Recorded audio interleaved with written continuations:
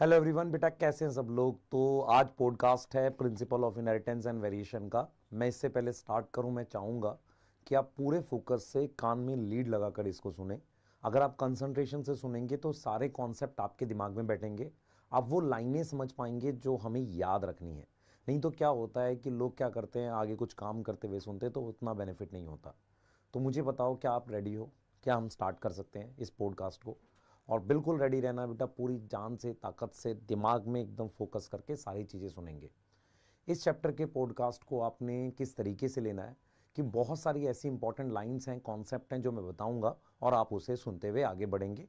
अगर आपको कहीं लगता है कि यार ये लाइन में डाउट हुआ मुझे, तो पॉज करिए, दोबारा जाइए, 5 सेकेंड 10 सेकेंड दोबारा से सुनिए। और अगर आपको फिर भी डाउट है तो अपने नोट्स खोलिए, ये बेस्ट तरीका होता है। या एक बेस्ट तरीका क्या होता है, अपनी कॉपी भी सामने रख सकते हो पॉडकास्ट सुनते वक्त, ठीक है। तो स्टार्ट करते हैं हम लोग बिल्कुल बेसिक से। मैंने जब ये चैप्टर स्टार्ट किया तो मैंने हमेशा से ये पढ़ाया है कि डीएनए जो होता है उसको कंडेंस करते हैं तो क्रोमैटिन बनता है, और क्रोमैटिन को कंडेंस करके हम क्रोमोसोम बनाते हैं। क्रोमोसोम हमारे पास G1 S G2 फेज में नहीं दिखता, एम फेज में दिखता है। किसी भी क्रोमोसोम के अगर मैं एक सेट को ले लूँ, मतलब अलग अलग टाइप के क्रोमोसोम को ले लूँ, उसे हैप्लॉइड कहते हैं। और उसके अगर मैं दो सेट ले लूँ, मतलब ये अलग अलग टाइप के क्रोमोसोम, फिर उसका एक और सेट ले लूँ, तो उसे हम डिप्लॉइड बोलते हैं। अब हम यहाँ पर बात ये करते हैं कि क्रोमोसोम जो मेरे पास G1 फेज का होता है उसमें मेरे पास एक क्रोमेटिड होता है, G2 फेज में एक क्रोमोसोम में दो क्रोमेटिड होते हैं। क्लियर है? उसके बाद हम ये देख सकते हैं कि किसी भी क्रोमोसोम पर अगर हम होमोलोगस पेयर की बात करें, जैसे ये होमोलोगस पेयर है, तो एक जीन यहां पर आई कलर की है, इसके पैरेलल एक यहां पर है, इसको हम कहते हैं लोकस। तो एक लोकस पर दो जीन सेम कैरेक्टर की होती है। मैं रिपीट करूंगा, एक लोकस पर दो जीन सेम कैरेक्टर की होती है, और वो होमोलोगस पेयर की बात कर रहा हूं। अगर मेरे पास मान लो दो लोकस हैं तो मेरे पास जीन हो गई चार, और उसमें वो दो दो क्या होंगी, एक एक कैरेक्टर की होंगी। जैसे आई कलर में ब्लैक आई और ब्राउन आई जो है वो पैरेलल लोकेशन पे होंगी, जिन्हें लोकस बोलेंगे। ऐसे ही मैं बात बोल सकता हूं, black hair brown hair parallel location पे, जिसे हम लोकस बोलते हैं, ठीक है। हमने आपको एक कॉन्सेप्ट पढ़ाया था कि जीन क्या होता है। जीन एक यूनिट होती है इनहेरिटेंस की। और एलील क्या होता है, जैसे कैपिटल ए एक जीन है, स्मॉल ए एक जीन है। कैपिटल ए और स्मॉल ए दो एलील हैं, दो जीन भी हैं। तो कैपिटल ए की मॉडिफाइड फॉर्म स्मॉल ए है। तो what are allele? Alleles are slight modified forms of genes. एक ही कैरेक्टर की दो जीन की स्लाइट मॉडिफाइड फॉर्म्स को हम क्या बोलते हैं? एलील बोलते हैं। अब हम क्या करेंगे बेटा, चैप्टर के एकदम उसमें आ जाएंगे स्टार्टिंग में, जो एनसीईआरटी के, एनसीईआरटी ने कैसे स्टार्ट किया है चैप्टर को। फर्स्ट पेज पे बताया कि एलिफेंट का बच्चा एलिफेंट जैसा दिखता है, और कहीं ना कहीं उसमें अपने पेरेंट से सिमिलैरिटी है और डिफरेंस भी है।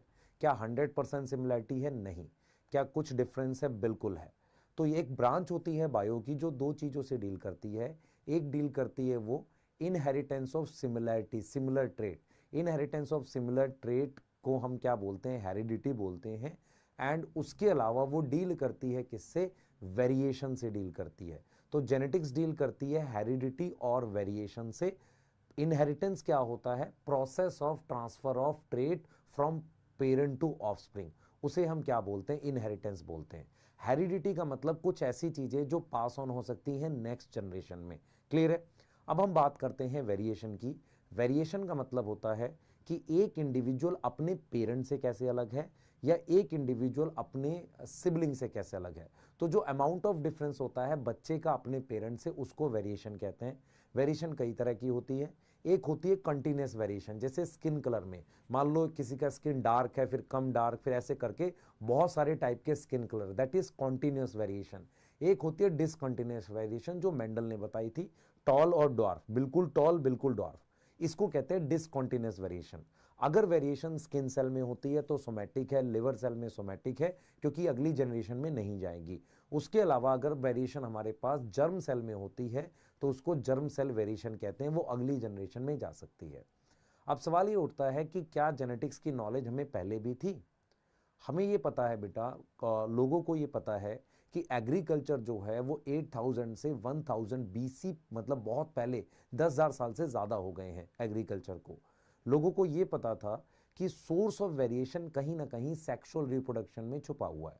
तो उन्होंने क्या किया, जो वेरिएशन वाइल्ड वैरायटी में प्रेजेंट थी उनको सिलेक्ट किया, उनको सिलेक्ट करके उन वेरिएशंस को सिलेक्ट करके प्रॉपरली उनको क्या किया, आर्टिफिशियली सिलेक्ट किया, उन ऑर्गेनिज्म को डोमेस्टिकेट किया, उन वेरिएशन को यूज करके मॉडर्न डे की जो वैरायटीज और ब्रीड है उनको इवॉल्व किया। फॉर एग्जांपल जो काऊ है साहीवाल, वो जो हमारे पास वाइल्ड वैरायटी काऊ थी या जो भी काऊ थी उसकी डोमेस्टिकेशन और सिलेक्शन से इवॉल्व किया है। तो पुराने टाइम में ये पता था कि सोर्स ऑफ वेरिएशन क्या है, सेक्सुअल रिप्रोडक्शन, और डोमेस्टिकेशन और आर्टिफिशियल सिलेक्शन से करंट ब्रीड इवॉल्व की गई हैं। अब हम बात करते हैं मेंडेलियन जेनेटिक्स की। एक्चुअल में क्या हुआ है, जेनेटिक्स को सही पुश कहते हैं हेडवे मिला था मेंडल के एक्सपेरिमेंट के बाद। मेंडल एक साइंटिस्ट थे जिन्होंने बेसिकली अपना काम स्टार्ट किया 1850, हम लोग बोलेंगे 56 से 63, 7 साल तक पी प्लांट पे काम किया। पी प्लांट जिसे हम गार्डन पी कहते हैं, उसमें टोटल कितने क्रोमोसोम होते हैं, 14।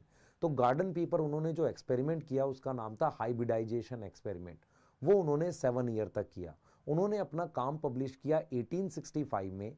1865 में उन्होंने अपना वर्क पब्लिश किया, पर वो वर्क उतना रिकॉग्नाइज नहीं हुआ। 3 साइंटिस्ट 1900 में, कार्ल कॉरेंस, टेस्मार्क, डी वरिस, उन्होंने मेंडल के काम को फिर से क्या किया, रीडिस्कवर किया। ये आपको डिटेल याद रखनी है।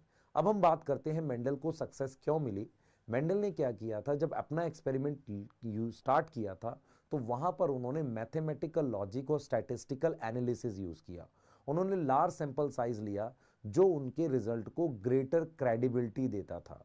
उसके अलावा उन्होंने अपने रिजल्ट में बार बार सेल्फिंग और क्रॉस पॉलिनेशन करके बार बार अपने रिजल्ट को चेक किया, जिससे जो मिला उन्हें एक जनरल प्रिंसिपल मिला इनहेरिटेंस का, रैदर कुछ ऐसा डाटा जिसको एक्सप्लेन नहीं कर सकते। एनसीईआरटी कहती है रैदर अनसब्सटेंटेड डाटा। उन्होंने पी प्लांट में वो कैरेक्टर लिए जो जो क्या थे बेटा, मैनिफेस्ट। मैनिफेस्ट मतलब प्रेजेंट है उसमें 2 ट्रेट, जैसे टॉल डॉर्फ। तो ये 4 बातें याद रखनी है। पहला, उन्होंने क्या लिया, लार्ज सैंपल साइज लिया। दूसरा, उन्होंने बार बार रिजल्ट को चेक किया सेल्फिंग के थ्रू। तीसरा, उन्होंने मैथ्स और स्टैटिस्टिकल लॉजिक यूज किए। फोर्थ, उन्होंने पी प्लांट में वो कैरेक्टर लिए जिनकी 2 कॉन्ट्रास्टिंग ट्रेट थी। अब हम स्टार्ट करते हैं मेंडल के हाइब्रिडाइजेशन एक्सपेरिमेंट से। मेंडल ने क्या किया, हाइब्रिडाइजेशन एक्सपेरिमेंट में सबसे पहले उन्होंने पेरेंट का चुनाव किया, जिसको हम क्या बोलते हैं, सिलेक्शन ऑफ पेरेंट। जब पेरेंट सिलेक्ट किए तो पेरेंट प्योर होने चाहिए, होमोजाइगस होने चाहिए। होमोजाइगस पेरेंट उन्होंने कितनी वैरायटी ली, 14 वैरायटी ली। उनमें से 2 वैरायटी ऐसी थी जिनमें एक कॉन्ट्रास्टिंग पेयर था। फॉर एग्जांपल, टॉल और डॉर्फ में सिर्फ एक ट्रेट कॉन्ट्रास्टिंग है, बाकी सेम हो सकती हैं। इस तरीके से उन्होंने 7 कैरेक्टर की 14 प्योर लाइन वैरायटी ली, प्योर और जिसे होमोजाइगस कहते हैं। नाउ व्हाट इज प्योर और होमोजाइगस, रिपीटेड सेल्फिंग से अगर मुझे वही ट्रेट का इनहेरिटेंस मिले, मतलब repeated selfing give similar trait of inheritance, इसको हम प्योर बोलते हैं। इसको हम क्या बोलते हैं, प्योर बोलते हैं। मेरी बात समझ में आ रही है, इसको हम क्या बोलते हैं, प्योर बोलते हैं। सिमिलर ट्रेट ऑफ इनहेरिटेंस मुझे मिलता है। अब हम बात करते हैं मेंडल ने कौन से 7 कैरेक्टर लिए। सबसे पहले plant height, dominant is tall, recessive is dwarf. उसके बाद उन्होंने फ्लावर का कलर लिया, फ्लावर में वॉयलेट डोमिनेंट है, व्हाइट रिसेसिव है। फ्लावर की पोजीशन में एक्सियल, एक्सियल लीफ के एक्सिल पे होता है, एक्सियल डोमिनेंट है और टर्मिनल रिसेसिव है। उसके बाद उन्होंने लिया पॉड में कलर लिया, सॉरी पॉड में शेप ली स्मूथ या इन्फ्लेटेड, और उसमें उन्होंने कॉन्स्ट्रिक्टेड ले लिया जो रिसेसिव है। उसके बाद पॉड में कलर जो है वो ग्रीन हमारे पास डोमिनेंट है, येलो रिसेसिव है। सीड में राउंड डोमिनेंट है और रिंकल्ड रिसेसिव है। सीड में येलो डोमिनेंट है और ग्रीन रिसेसिव है। ये 7 कैरेक्टर लिए, इसके डोमिनेंट रिसेसिव ट्रेट आपको याद करने हैं। उसके बाद मेंडल ने स्टेप 2 में क्या कराया, क्रॉस कराया। पी एक बाइसेक्सुअल फ्लावर होता है, उसमें ऑटोगेमी होती है नॉर्मली। तो उन्होंने क्या किया, पी प्लांट लिया, एक टॉल और एक डॉर्फ, वो दोनों प्योर लिए, जिसमें उन्होंने जिसको मेल प्लांट सिलेक्ट किया और एक को फीमेल प्लांट सिलेक्ट किया। जिसको फीमेल प्लांट सिलेक्ट किया उसका एंथर रिमूव कर दिया और उसके स्टिग्मा को कवर किया। अब वहां पर मेल प्लांट से पॉलन ट्रांसफर किए। उसके बाद जो प्लांट आए उनको ग्रो किया, वो F1 जनरेशन थी, और F1 जनरेशन के प्लांट को फिर से ग्रो करके उनमें सेल्फिंग कराई तो F2 जनरेशन आई। ये क्रॉस किया मेंडल ने। अब रिजल्ट क्या आता है बेटा, रिजल्ट ये आता है कि अगर वो टॉल को डॉर्फ से क्रॉस कराते हैं तो F1 जनरेशन जो आती है वो एग्जैक्टली सेम होती है किसी एक पेरेंट से, वो टॉल होती है टॉल वाले पेरेंट से एग्जैक्टली सेम होती है। जब उन्होंने सेल्फिंग कराई तो F2 जनरेशन में टॉल के साथ डॉर्फ भी आया, जो कैरेक्टर एब्सेंट था किसमें, एब्सेंट था हमारे पास किसमें, हमारे पास F1 में एब्सेंट था, पर वो आया दोबारा से F2 में। और किस रेशियो में आया, टॉल जो थे वो ज्यादा थे 3 थे और ड्वार्फ कितने थे 1, तो 3:1 की रेशियो में आया।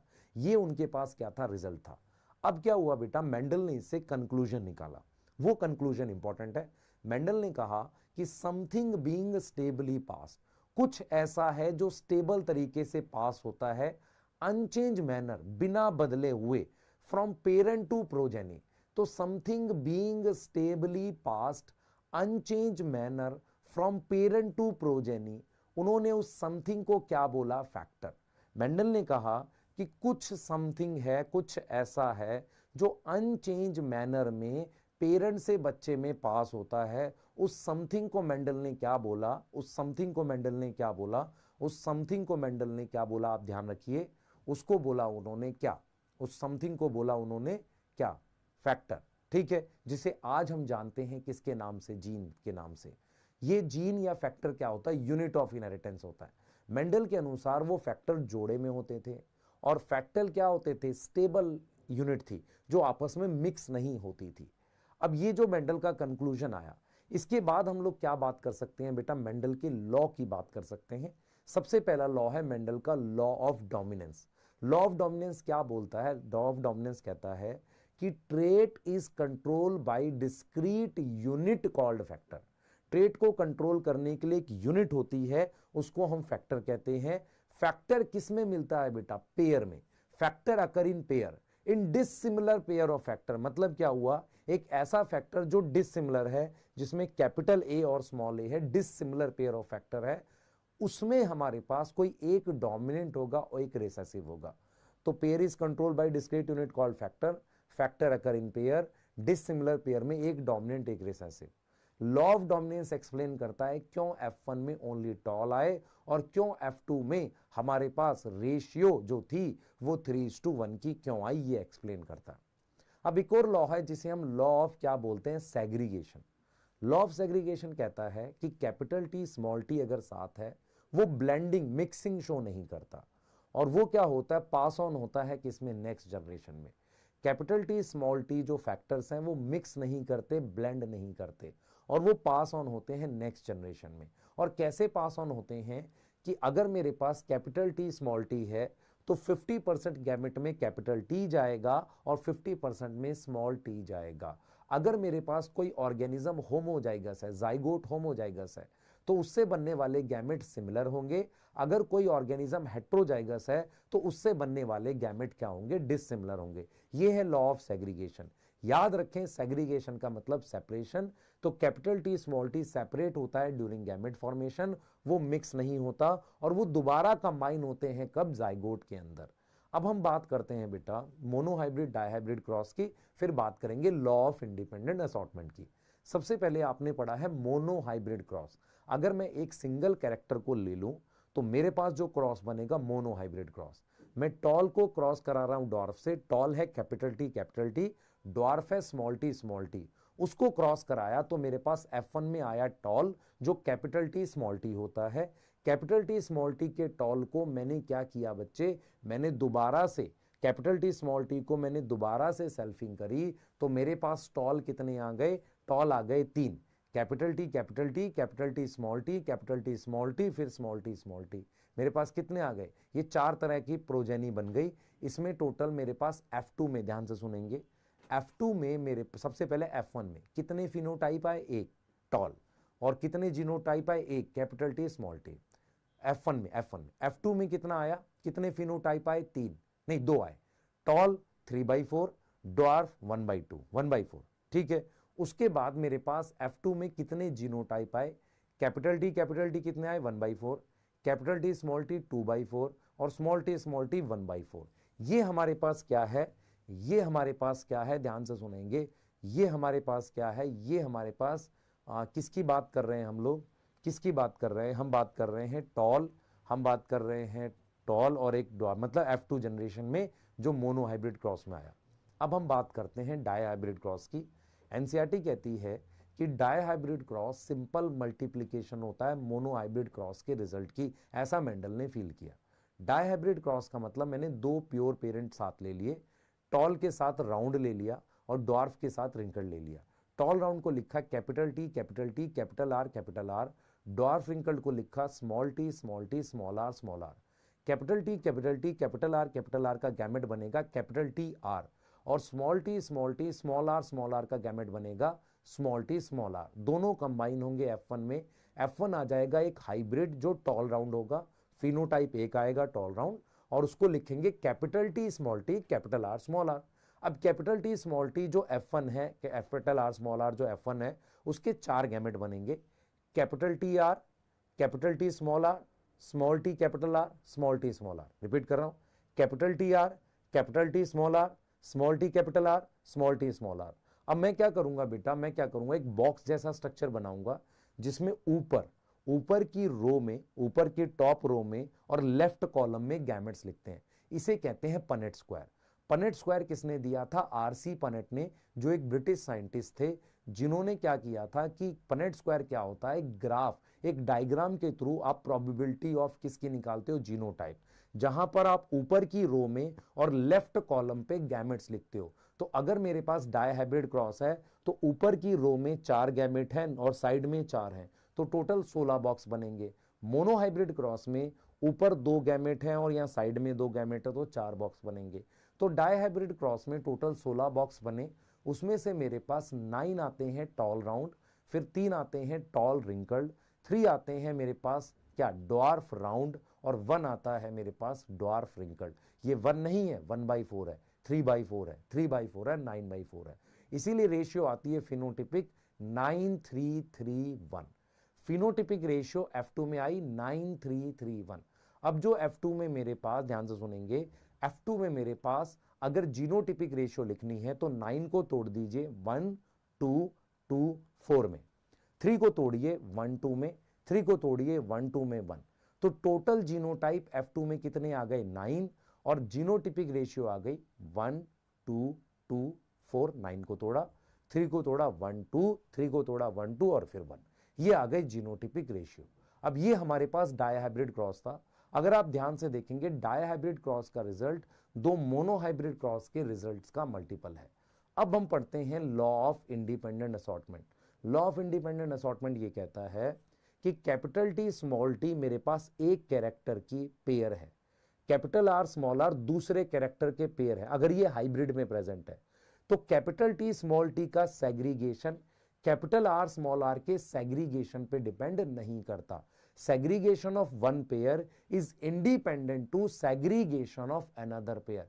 कैपिटल टी स्मॉल टी का अलग होना मतलब वो किस गैमेट में जाएंगे, कैपिटल आर स्मॉल आर के सेग्रीगेशन पे डिपेंड नहीं करता। इस वजह से कैपिटल टी के साथ कैपिटल आर भी आ सकता है और कैपिटल टी के साथ स्मॉल आर भी आ सकता है। ऐसे ही स्मॉल टी के साथ कैपिटल आर गैमेट में आ जाएगा और स्मॉल टी के साथ स्मॉल आर आ जाएगा। लॉ ऑफ सेग्रीगेशन जो है बेटा, लॉ ऑफ इंडिपेंडेंट असॉर्टमेंट के लिए मिनिमम डाई हाइब्रिड क्रॉस चाहिए, पहली कंडीशन। दूसरी कंडीशन क्या है, लिंकेज नहीं होनी चाहिए। Now what is linkage? अगर कैपिटल टी स्मॉल टी और कैपिटल आर स्मॉल आर अलग अलग क्रोमोसोम पे है, तभी मेरे पास इंडिपेंडेंट असॉर्टमेंट होल्ड सही ट्रू होगा।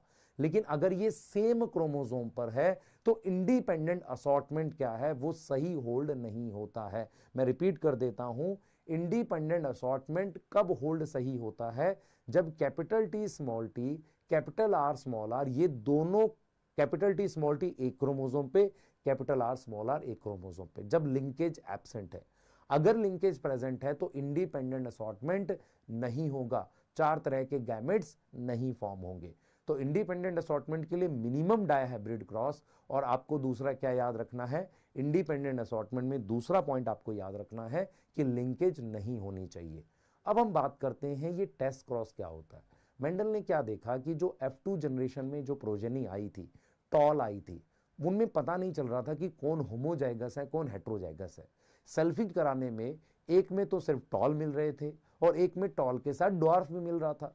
तो उनको ये समझ में नहीं आया कि कौन होमोजाइगस है कौन हेट्रोजाइगस है। उसके लिए उन्होंने एक तरीका निकाला कि अननोन जीनोटाइप को या F2 में जो मेरे पास प्लांट है उसको अगर मैं रिसेसिव पेरेंट से क्रॉस कराता हूं तो रिजल्ट से मैं प्रिडिक्ट कर सकता हूं कि वो प्लांट टॉल है होमोजाइगस या हेट्रोजाइगस है। तो कैसे किया उन्होंने, मान लो उन्होंने एक टॉल प्लांट लिया, उसको कराया रिसेसिव पेरेंट स्मॉल टी से क्रॉस। अगर सारे टॉल आए, 100% टॉल आए, तो जो पहले हमने टॉल लिया था जिसको रिसेसिव पेरेंट से क्रॉस कराया वो होमोजाइगस है। अब मैंने क्या देखा, मैंने देखा 50% टॉल और 50% ड्वार्फ आए। इसका मतलब जिस टॉल से रिसेसिव पेरेंट को क्रॉस कराया वो हेट्रोजाइगस है। इसको हम कहते हैं टेस्ट क्रॉस। टेस्ट क्रॉस में अगर हेट्रोजाइगस होता है तो रेशियो आती है 1:1। 1:1 किसकी रेशियो है, फिनोटिपिक रेशियो, क्योंकि एक टॉल एक ड्वार्फ आएगा। और 1:1 जीनोटिपिक रेशियो भी है, क्योंकि कैपिटल टी और capital T ratio small T. तो फिनोटिपिक जीनोटिपिक रेशियो सेम आती है। अगर मैं डायहाइब्रिड का टेस्ट क्रॉस कराता हूं उसमें मेरे पास दो लोकेशन होती हैं, capital T capital R small r. अगर दोनों लोकेशन पर होमोजाइगस है, कैपिटल टी कैपिटल आर है, तो मेरे पास टेस्ट क्रॉस में क्या आएगा, टॉल राउंड ही आएंगे। अगर मेरे पास कैपिटल टी के साथ कैपिटल आर है, अब मैं टेस्ट क्रॉस करा रहा हूं इसको, मतलब रिसेसिव पेरेंट से क्रॉस करा रहा हूं, तो 1:1 आएगी, टॉल और ड्वार्फ आएंगे और उसके साथ सिर्फ राउंड आएगा। अगर मैं क्या कर रहा हूं, ध्यान से सुनेंगे, अगर मैं क्या कर रहा हूं, एक सेकंड देंगे।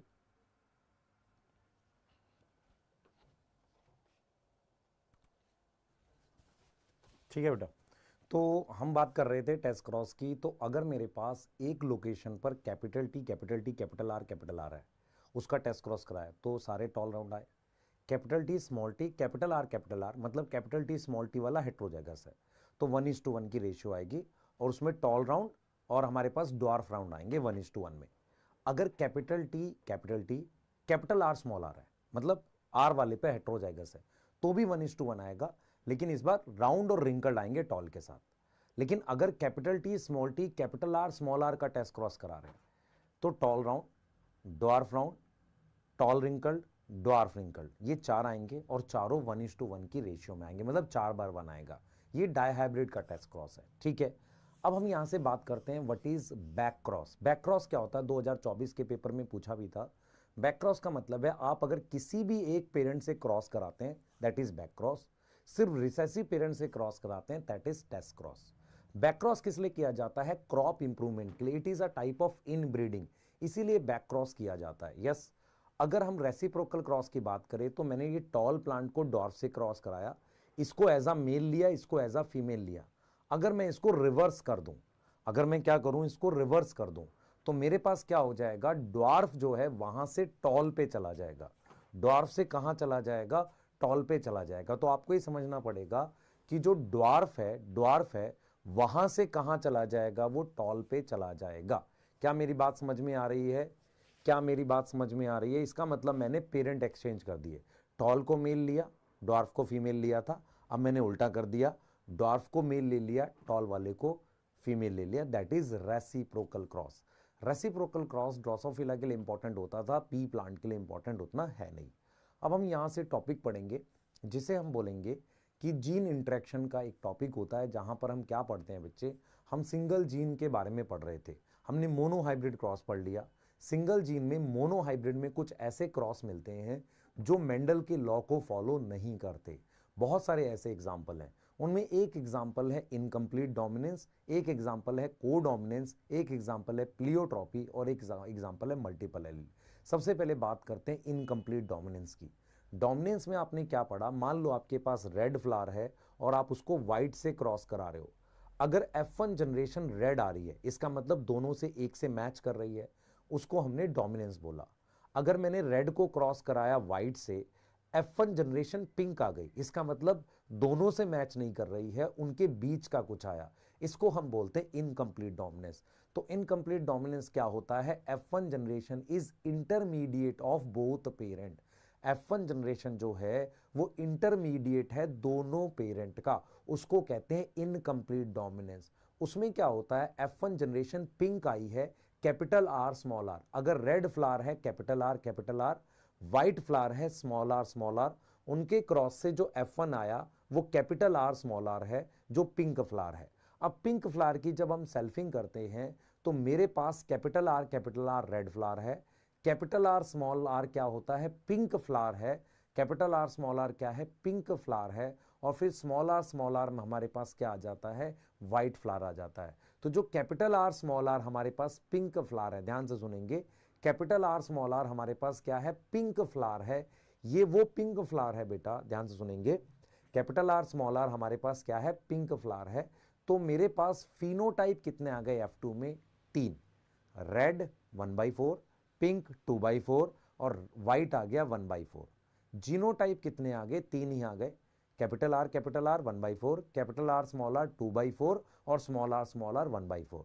तो इनकम्प्लीट डोमिनेंस में फिनोटिपिक और जीनोटिपिक रेशियो F2 जनरेशन में सेम आती है।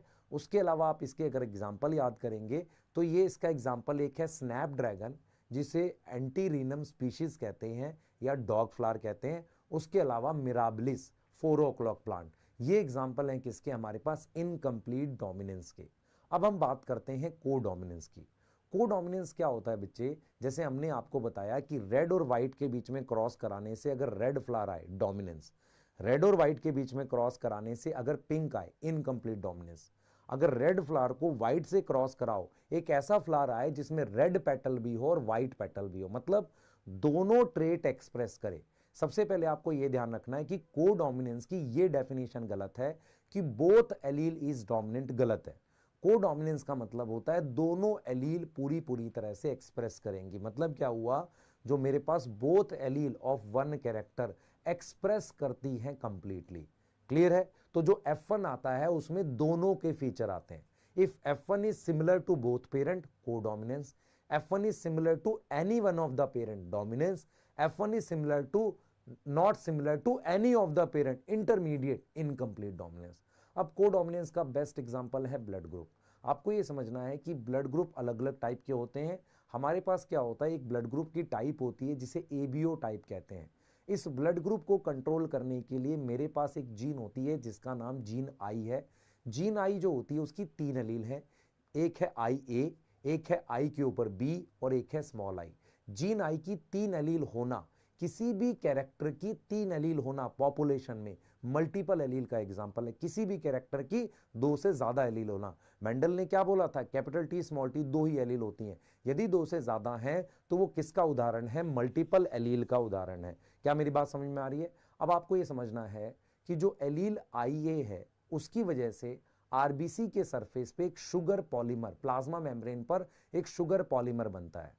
आईबी की वजह से एक अलग शुगर पॉलीमर बनता है और स्मॉल आई की वजह से कोई शुगर पॉलीमर नहीं बनता। इसका मतलब आई ए एंटीजन बनाता है जो शुगर पॉलीमर है, आई बी एलील बी एंटीजन बनाती है जो एक डिफरेंट शुगर पॉलीमर है, और स्मॉल आई की वजह से कोई एंटीजन नहीं बनता। अगर मैं इन 3 एलील को पॉपुलेशन में अरेंज करूं तो 6 अलग अलग टाइप के जीनोटाइप बनेंगे। आई ए के साथ आई ए के साथ स्मॉल आई, ब्लड ग्रुप होगा ए। आई ए के साथ आई बी, एक सेकेंड देंगे बस मुझे,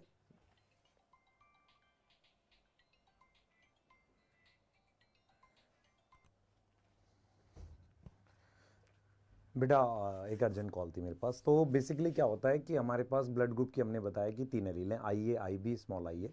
तो मैं उसके जीनोटाइप बता रहा था आपको कि आई ए होगा तो मेरे पास ए ब्लड ग्रुप है, आई ए के साथ स्मॉल आई होगा तो ये भी ए ब्लड ग्रुप है, पर आई ए डोमिनेंट है स्मॉल आई पे, ठीक है। आई बी और आई बी होगा तो बी ब्लड ग्रुप है, आई बी के ऊपर स्मॉल आई है तो ये हमारे पास बी ब्लड ग्रुप है, ये भी डोमिनेंस का एग्जाम्पल है। लेकिन आई ए और आई बी अगर एक साथ होंगे, ये कोडोमिनेंस का एग्जाम्पल है। ये किसका एग्जाम्पल है, कोडोमिनेंस का एग्जाम्पल है। क्या मेरी बात समझ में आ रही है, ये कोडोमिनेंस का एग्जाम्पल है। तो आई ए और आई बी एक साथ होंगे तो ये कोडोमिनेंस का एग्जाम्पल है, और इसमें मेरे पास दोनों एंटीजन प्रेजेंट होंगे आरबीसी के सरफेस पे। दोनों एंटीजन प्रेजेंट होंगे किसके सरफेस पे, आरबीसी के सरफेस पे दोनों एंटीजन प्रेजेंट होंगे। क्लियर है। तो ये हमारे पास किसका एग्जाम्पल हो गया, कोडोमिनेंस का। अब हम नेक्स्ट बात करते हैं बेटा, हम नेक्स्ट बात करते हैं, ये कोडोमिनेंस का एग्जाम्पल हो गया। अब हम नेक्स्ट बात करते हैं कि हमारे पास और किस किस चीज़ के कौन से एग्जाम्पल्स हैं। अब अगर आप ध्यान से देखें, ब्लड ग्रुप जो है वो 3 चीज़ों का एग्जाम्पल है, एक कोडोमिनेंस का, एक मल्टीपल एलील का और एक इनकम्प्लीट डोमिनेंस, सॉरी एक हमारे पास डोमिनेंस का। 3 चीज़ों का एग्जाम्पल है। ब्लड ग्रुप में टोटल मेरे पास फिनोटाइप कितने हैं, 4, ए बी और ओ ब्लड ग्रुप है, और जीनोटाइप टोटल 6 हैं। उसके अलावा बेटा इसमें क्रॉस के क्वेश्चंस बन जाते हैं कि इस ब्लड ग्रुप को इससे क्रॉस कराया तो ये क्या आएगा। अब हम बात कर लेते हैं प्लियोट्रॉपी की। देखो प्लियोट्रॉपी क्या होता है। प्लियोट्रॉपी में आपको ये ध्यान रखना है कि मेंडल ने क्या बोला था कि एक जीन का हमारे पास एक प्रोडक्ट होता है। मेंडल ने क्या बोला था, एक जीन का हमारे पास एक प्रोडक्ट होता है। यस, अब हम यहाँ पर ये समझते हैं कि वो बात ठीक है कि एक जीन का एक प्रोडक्ट है, एक ट्रेट कंट्रोल करता है। प्लियोट्रॉपी का क्या मतलब होता है कि एक जीन प्रोडक्ट, जीन तो एक ही प्रोडक्ट बनाएगा, एक जीन प्रोडक्ट के एक से ज्यादा फिनोटिपिक, तो इसे हम क्या बोलते हैं, प्लियोट्रॉपी। तो ये मेंडल के लॉ के अगेंस्ट जा रहा है। अब हम यहाँ पर ये समझते हैं कि नॉर्मली क्या होता है, एक मेटाबॉलिक पाथवे में एक एंजाइम ए को बी में कन्वर्ट करता है, दूसरा एंजाइम बी को सी में कन्वर्ट करता है, सी डी में और ई में कन्वर्ट होता है, उनके कुछ इफेक्ट होते हैं। तो जिस एंजाइम ने ए को बी में कन्वर्ट किया उसकी वजह से ये सारे इफेक्ट आए हैं, सी का इफेक्ट, डी का इफेक्ट। तो इसका मतलब ये जो एंजाइम E1 है जो ए को बी में कन्वर्ट कर रहा है, ये एक प्लियोट्रॉपिक जीन से बना है। किसका मतलब ये हुआ, किसी भी मेटाबॉलिक पाथवे के स्टार्टिंग के एंजाइम जिसमें बहुत सारे इफेक्ट होते हैं, वो किसके एग्जाम्पल हैं, वो एग्जाम्पल हैं प्लियोट्रॉपिक जीन के। किसके एग्जाम्पल हैं, वो प्लियोट्रॉपिक जीन के एग्जाम्पल है। क्या मेरी बात समझ में आ रही है, वो प्लियोट्रॉपिक जीन के एग्जाम्पल है। क्या मेरी बात समझ में आ रही है, क्लियर है, सही है। तो ये हमारे पास प्लियोट्रॉपिक जीन के एग्जाम्पल हैं, ठीक है। दूसरी चीज हमारे पास क्या है, दूसरी चीज हमारे पास क्या है जो आपको ये समझना पड़ेगा, ये प्लियोट्रॉपिक जीन के एग्जाम्पल है, ठीक है, प्लियोट्रॉपिक जीन के एग्जाम्पल है। दूसरी चीज हमारे पास क्या है बेटा, एक और एग्जाम्पल है प्लियोट्रॉपिक का, स्टार्च सिंथेसिस की जीन बी। एक्चुअल में क्या होता है, एक जीन होती है जीन बी, है ना, उसकी दो एलील है, कैपिटल बी और स्मॉल बी। होता क्या है, एक वो एंजाइम बनाते हैं जिससे स्टार्च के ग्रेन बनते हैं। अगर मेरे पास कैपिटल बी है तो वहां पर एफिशिएंट स्टार्च ग्रेन सिंथेसिस होती है, बड़े स्टार्च ग्रेन बनते हैं। स्मॉल बी में लेस एफिशिएंट होने से स्मॉल स्टार्च के ग्रेन बनते हैं। कैपिटल बी स्मॉल बी की वजह से इंटरमीडिएट स्टार्च ग्रेन बनते हैं। क्लियर है। अच्छा, अब हम अगर ये देखते हैं कि मैं कैपिटल बी को क्रॉस कराऊं स्मॉल बी से, तो मेरे पास कैपिटल बी राउंड सीड है, स्मॉल बी रिंकल्ड सीड है। इससे मेरे पास जो आ रहा है वो सीड आ रहा है कैसा, मेरे पास वो सीड आ रहा है राउंड। यस, F1 में जब मैं F1 की सेल्फिंग कर रहा हूं तो मेरे पास सीड आ रहे हैं 3 राउंड और 1 रिंकल्ड F2 में। तो अगर मैं बात करता हूं कि जो जीन है जो स्टार्च के ग्रेन बनाती है, वो 2 ट्रेट कंट्रोल कर रही है। एक वो कंट्रोल कर रही है सीड की शेप, जो डोमिनेंस का एग्जांपल है क्योंकि F2 में 3:1 की रेशियो आई। एक वो कंट्रोल कर रही है स्टार्च ग्रेन का साइज, जो एग्जांपल है किसका, इनकंप्लीट डोमिनेंस का। किसका एग्जांपल है, इनकंप्लीट डोमिनेंस का एग्जांपल है। मेरी बात समझ में आ रही है, जिसमें रेशियो आ रही है 1:1, जिसमें क्या रेशियो आ रही है, 1:1 रेशियो आ रही है। क्या मेरी बात क्लियर है आपको, क्या मेरी बात क्लियर है, तो उसमें रेशियो आ रही है हमारे पास 1:1। क्लियर है ये चीज। दूसरी चीज हम बात कर लेते हैं। नेक्स्ट हमारे पास क्या हो गया, ये हो गया हमारे पास डोमिनेंस, ये हो गया कोडोमिनेंस, ठीक है, यस। और हमने बात कर ली इनकंप्लीट डोमिनेंस और प्लियोट्रॉपी की।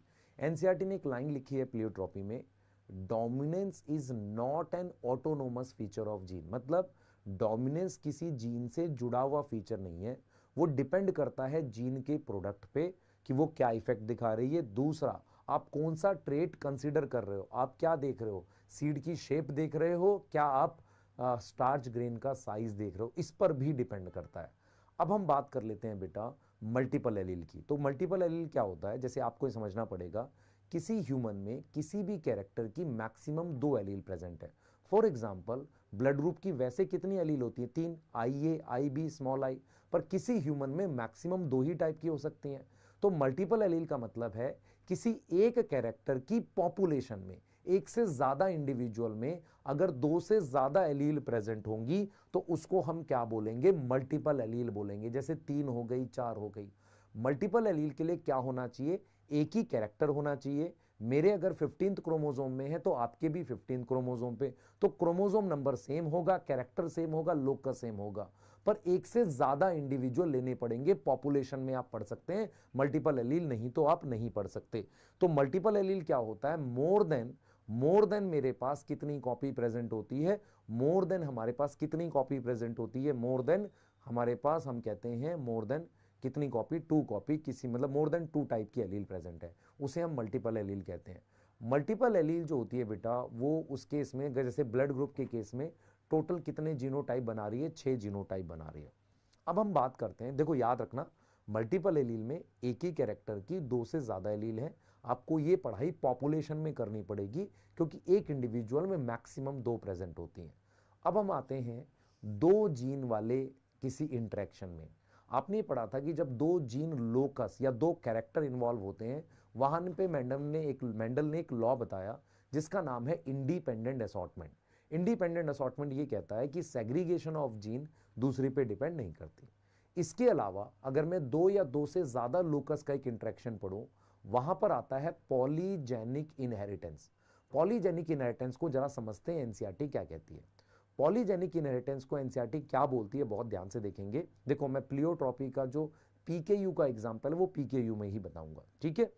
पॉलीजेनिक इनहेरिटेंस को कैसे एनसीईआरटी समझाती है समझेंगे। एनसीईआरटी कहती है कि बहुत सारे ऐसे कैरेक्टर हैं जो मेंडल की तरह सिर्फ टॉल, डॉर्फ, राउंड, रिंकल नहीं शो करते, हमें रेंज या ग्रेडियंट मिलता है। जैसे एग्जांपल देखो, ह्यूमन की हाइट 6 फुट हो सकता है, 5 फुट 8 इंच, 5 फुट 6 इंच, तो एक रेंज प्रेजेंट हो सकती है। जब इस तरीके से रेंज प्रेजेंट होती है तो उस कैरेक्टर को कंट्रोल करने के लिए हमारे पास एक से ज्यादा जीन लोकस प्रेजेंट होते हैं, मतलब एक से ज्यादा लोकस प्रेजेंट होते हैं। जैसे फॉर एग्जांपल जो हमारे पास ह्यूमन का स्किन कलर है, ह्यूमन का स्किन कलर को कंट्रोल करने के लिए 3 लोकस प्रेजेंट है। कितने लोकस प्रेजेंट है? 3 लोकस प्रेजेंट है। ये जो 3 लोकस है ना बेटा, ये 3 लोकस की टोटल एलील हो गई 6। तो 6 एलील मिलके ह्यूमन के अंदर ब्लड ग्रुप डिसाइड करती है। अब इसमें क्या होता है बेटा, इसमें आपको यह ध्यान रखना है कि 6 एलील मिलके ह्यूमन के अंदर वो क्या डिसाइड करती है, ब्लड ग्रुप डिसाइड करती है। उसमें जितनी ज्यादा डोमिनेंट एलील होगी उतना मेलानिन बनेगा। इसका मतलब यह हुआ, पॉलीजेनिक इनहेरिटेंस को हम क्वांटिटेटिव इनहेरिटेंस भी बोलते हैं, क्योंकि वहां पर नंबर ऑफ डोमिनेंट एलील का फर्क पड़ता है। जितनी ज्यादा डोमिनेंट एलील होगी उतना ज्यादा मेलानिन बनेगा। जैसे मान लो capital A, capital A, capital B, capital B, capital C, capital C, कितनी डोमिनेंट एलील है? 6। ज्यादा मेलानिन बनेगा, ब्लैक कलर आएगा पर्सन का। उसके अलावा small A, small A, small B, small B, small C, small C, कितनी डोमिनेंट एलील है? 0। बिल्कुल व्हाइट कलर आएगा, बिल्कुल व्हाइट कलर आएगा। यहां तक समझ में आ रही है? बिल्कुल क्या आएगा? व्हाइट कलर आएगा। मेरी बात समझ में आ रही है? बिल्कुल व्हाइट कलर आएगा हमारे पास, बिल्कुल क्या आएगा? व्हाइट कलर आएगा। तो हमने क्या किया है, हमने बात करी है किसकी? डोमिनेंस की। हमने बात करी है किसकी? कोडोमिनेंस की। समझना ध्यान से, हमने पॉलीजेनिक की बात करी। पॉलीजेनिक इनहेरिटेंस को हम क्या बोलते हैं? क्वांटिटेटिव इनहेरिटेंस भी बोलते हैं, क्योंकि number of dominant allele matter करती है। एग्जांपल में स्किन कलर और ह्यूमन हाइट आ सकता है। इसमें जितनी ज्यादा डोमिनेंट एलील होगी उतना कॉन्ट्रीब्यूटिव इफेक्ट होगा। जो इंटरमीडिएट स्किन कलर है वो आएगा capital A, small A, capital B, small B, capital C, small C से आएगा। उसके अलावा बेटा फिनोटाइप डिपेंड करता है एनवायरमेंट पे भी। तो जीनोटाइप प्लस एनवायरमेंट से क्या बनता है हमारे पास? फिनोटाइप बन जाता है। क्या बन जाता है मेरे पास? फिनोटाइप बन जाता है। अब पॉलीजेनिक इनहेरिटेंस के अलावा बेटा कुछ और एग्जांपल थे, कॉम्प्लीमेंट्री जीन, एपिस्टैटिस, चाहो तो कर लो, छोड़ सकते हो, इनसे नहीं पूछेगा। अब हम यहां से जा रहे हैं क्रोमोसोमल थ्योरी ऑफ इनहेरिटेंस। सबसे पहले हमने मेंडेलियन जेनेटिक्स पढ़ा, जहां पर हमने बात करी कि फैक्टर्स होते हैं, जोड़े में होते हैं, सेग्रीगेट होते हैं, ये सारी बातें करी। पर अभी भी अगर आप ध्यान से देखेंगे, मेंडल ये बता रहे थे कि फैक्टर न्यूक्लियस में प्रेजेंट है, पर वो गैमेट के थ्रू जाते हैं, पर कहां प्रेजेंट है एग्जैक्टली वो बता नहीं पाए। तो क्रोमोसोमल थ्योरी ऑफ इनहेरिटेंस को समझने के लिए सबसे पहले आप ये समझिए, मेंडल का काम पब्लिश हुआ था 1865 में, यस और नो। उनके काम को पब्लिश जब हुआ, उतना ज्यादा रिकॉग्निशन क्यों नहीं मिली, बताता हूं आपको। एक तो काम उतना ज्यादा पब्लिश नहीं हुआ, वाइडली पब्लिश नहीं हुआ। दूसरा, उन्होंने बात की थी कि फैक्टर क्या होता है? एक डिस्क्रीट स्टेबल यूनिट है। फैक्टर क्या है हमारे पास? एक डिस्क्रीट स्टेबल यूनिट है। यस, फैक्टर हमारे पास क्या है? एक डिस्क्रीट स्टेबल यूनिट है। सुनेंगे ध्यान से, एक डिस्क्रीट स्टेबल यूनिट है फैक्टर हमारे पास। और वो क्या है? वो ब्लेंडिंग शो नहीं करती। वो क्या नहीं शो करती? ब्लेंडिंग शो नहीं करती। तो फैक्टर मेरे पास एक स्टेबल डिस्क्रीट यूनिट है जो किसी तरह की मिक्सिंग शो नहीं करती। क्लियर है? लेकिन नेचर में मुझे कंटिन्यूअस वेरिएशन, जैसे skin colour, height, continuous variation के एग्जांपल मिलते हैं। दूसरी चीज मेंडल ने क्या किया था, मैथ्स और स्टैट्स यूज किया था, जो बहुत सारे साइंटिस्ट को एक्सेप्ट नहीं था। मेन पॉइंट मेंडल के काम में गड़बड़ क्या था बच्चे, मेंडल ने के काम में physical basis of inheritance, factor exactly present कहां है ये पता ही नहीं था। मेंडल ने ये कभी नहीं बताया कि फैक्टर्स कहां प्रेजेंट होते हैं, क्योंकि वो टाइम क्रोमोसोम डिस्कवर ही नहीं थे। तो ये एक मेन ड्रॉबैक रहा कि फिजिकल बेसिस ऑफ इनहेरिटेंस नहीं पता चला कहां है। लेकिन 1900 के आसपास कुछ ऐसी चीजें होती हैं कि क्रोमोसोमल थ्योरी ऑफ इनहेरिटेंस को डिस्कवरी के बैकग्राउंड बन जाता है। क्या हुआ उस समय मैं बताता हूं आपको। सबसे पहले क्या हुआ बेटा, वहां पर क्या होता है कि 1900 में 3 साइंटिस्ट मेंडल के काम को रीडिस्कवर करते हैं अलग अलग कंट्री में। कार्ल कोरेंस, डी वरिस, टेशमार्क। वो पाते हैं कि काम बिल्कुल सही है। उसके साथ साथ बेटर माइक्रोस्कोप आ जाते हैं, और उसके साथ साथ सेल डिवीजन डिस्कवर हो चुकी होती है। सेल डिवीजन में ऐसा लगता है कि एक कलर बॉडी है जिसे क्रोमोसोम कहते हैं, जो सेल डिवीजन से पहले डबल होती है फिर सेपरेट हो जाती है। क्लियर है। उसके साथ साथ बेटा बोवेरी ने मियोसिस की डिटेल अवेलेबल करा दी, और उसके साथ साथ उन्होंने कुछ गैमेट्स की फॉर्मेशन पर स्टडी करी। तो सटन एंड बोवेरी दो ऐसे साइंटिस्ट थे जिनके सामने ये सिचुएशन बिल्कुल क्लियर थी कि फैक्टर और क्रोमोसोम कुछ एक जैसे लग रहे थे। तो उन्होंने क्या किया, उन्होंने क्रोमोसोम का बिहेवियर जो सेल डिवीजन में था, मैं रिपीट करूंगा, क्रोमोसोम का बिहेवियर जो सेल डिवीजन में था उससे मेंडल के लॉ को एक्सप्लेन करने की कोशिश करी।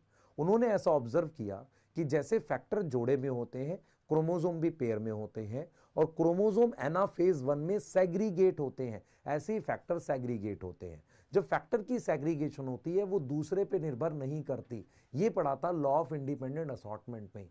ये बात उन्होंने क्रोमोसोम के लिए बोली कि क्रोमोसोम क्या है, मेटाफेजिक प्लेट पे आ जाते हैं मेटाफेज 1 में। अब एक की सेग्रीगेशन एनाफेज 1 में दूसरे की सेग्रीगेशन पे डिपेंड नहीं करती। तो क्रोमोसोम की सेग्रीगेशन कब होती है, एनाफेज 1 में। एक डायग्राम दे रखा है जिसमें डिफरेंट कॉम्बिनेशन दे रखे हैं। तो एनाफेज 1 में दिखा रखा है अलग अलग कॉम्बिनेशन बनेंगे, और एनाफेज 2 में सिस्टर क्रोमेटिड अलग होते दिखा रखा है। तो क्रोमोसोमल थ्योरी जो थी उसमें एक्सप्लेन किया गया मेंडल के लॉ को क्या यूज करके, क्रोमोसोम के बिहेवियर को यूज करके। फिर सटन ने क्या किया, क्रोमोसोम की पेयरिंग और सेपरेशन को यूज करके क्रोमोसोमल थ्योरी दी, जिसमें बोला कि factors are located on chromosome. अगर आपको क्वेश्चन आता है, Sutton and Boveri chromosomal theory से रिलेटेड थे। इंडिविजुअली बाद में सटन ने प्रपोज किया कि pairing and separation of chromosome lead to pairing and separation of factor. Pairing and separation of chromosome lead to pairing and separation of factor. ये किसने बोला, ये सटन ने बोला। अब क्या हुआ बेटा, इसकी एक्सपेरिमेंटल वेरिफिकेशन, ये तो एक थ्योरी थी कि factors are located on chromosome, इसको एक्सपेरिमेंटली प्रूव किया टीएच मॉर्गन ने। उन्होंने अपने एक्सपेरिमेंट किए ड्रोसोफिला पे। उन्होंने ड्रोसोफिला पे अपने एक्सपेरिमेंट किए, जिसमें उन्होंने क्या किया जरा समझेंगे। ड्रोसोफिला पे उन्होंने क्या किया, एक्सपेरिमेंट किया, जिसपे उन्होंने ये देखा कि ड्रोसोफिला जो है एक फ्रूट फ्लाई है। मैं आपको उसके कुछ फीचर बता देता हूं। वाई ड्रोसोफिला, ड्रोसोफिला जो है उसका साइज छोटा होता है, उसको आसानी से लैब में मैनेज कर सकते हैं, सिंपल सिंथेटिक मीडियम पे ग्रो कर सकते हैं। ड्रोसोफिला की लाइफ साइकिल 2 वीक की होती है, जल्दी जल्दी रिजल्ट मिलेंगे। सिंगल मीटिंग से खूब सारी प्रोजेनी मिलती है, सैंपल साइज बड़ा मिलेगा। उसको क्या होता है बेटा, उसमें मेल और फीमेल आसानी से डिस्टिंग्विश हो सकते हैं, और जितनी भी जेनेटिक वेरिएशन है आप उनको लो पावर माइक्रोस्कोप से या सिंपल माइक्रोस्कोप से आसानी से देख सकते हो। इसलिए ड्रोसोफिला को टीएच मॉर्गन ने, जिसे हम फ्रूट फ्लाई कहते हैं, यूज किया। ड्रोसोफिला में टोटल 8 क्रोमोसोम होते हैं, 2n = 8। मेल के अंदर XY होता है, फीमेल में XX क्रोमोसोम होते हैं। उसके अलावा ऑटोसोम्स होते हैं। हमारे अंदर 22 पेयर ऑटोसोम है, ड्रोसोफिला में 3 पेयर ऑटोसोम्स होते हैं। ये याद रहेगा। अब हम आ जाते हैं एक बहुत स्ट्रॉन्ग कॉन्सेप्ट में, क्योंकि अगर आप देखो क्रोमोसोमल थ्योरी ऑफ इनहेरिटेंस ने बता दिया factors are located on chromosome. अब मुझे एक टॉपिक समझना है कि क्या एक से ज्यादा फैक्टर लोकेट हो सकते हैं, होते हैं। उसे हम कहते हैं लिंकेज। हुआ क्या था बेटा, टीएच मॉर्गन ने ड्रोसोफिला को लेकर जैसे मेंडल के क्रॉस थे वैसे क्रॉस कराए, डायहाइब्रिड क्रॉस कराए। वो एक्सपेक्ट कर रहे थे रिजल्ट 9331, पर रिजल्ट वैसे नहीं आए। उन्होंने जो कैरेक्टर लिए वो एक्स क्रोमोसोम पे थे। इसका मतलब उन्हें एक्स लिंक ट्रेट कहते हैं। जो भी कैरेक्टर एक्स क्रोमोसोम पर होते हैं उन्हें सेक्स लिंक या एक्स लिंक कहते हैं।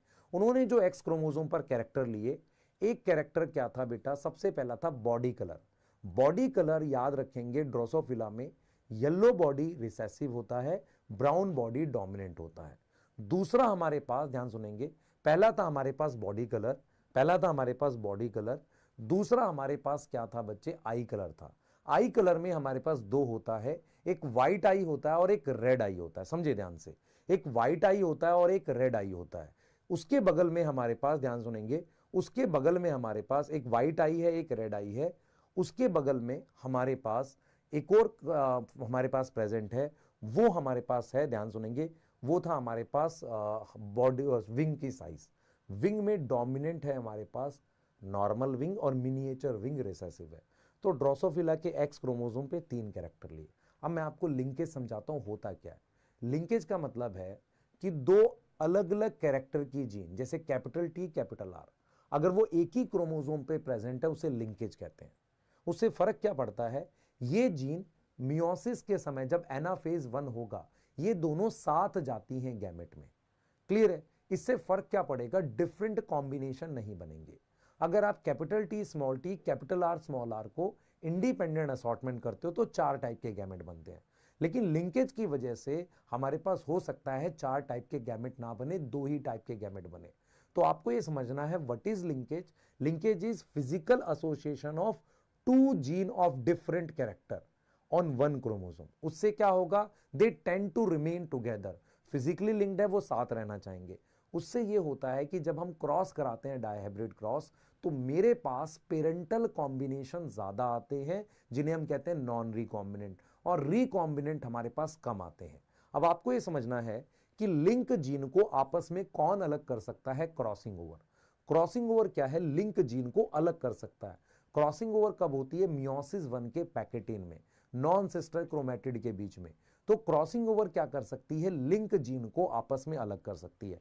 अगर हमारे पास क्रॉसिंग ओवर ना हो, अगर हमारे पास क्रॉसिंग ओवर ना हो तो क्या होगा बच्चे, क्रॉसिंग आपको समझना पड़ेगा कि अगर हमारे पास क्रॉसिंग ओवर ना हो, यदि क्रॉसिंग ओवर नहीं हुई तो क्या हो जाएगा, आप समझेंगे इसे।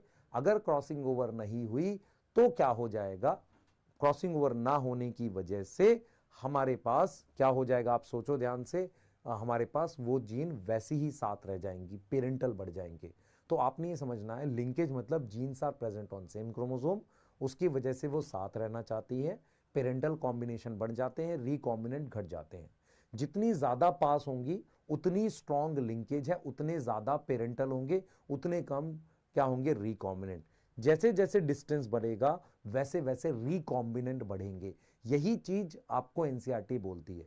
एनसीईआरटी में बताया गया है कि हमारे पास एक्स क्रोमोसोम पे, ड्रोसोफिला पे, यहां पर है बॉडी कलर और यहां है आई कलर। बॉडी कलर में ब्राउन बॉडी डोमिनेंट है, उसको लिख रहे हैं वाई प्लस से।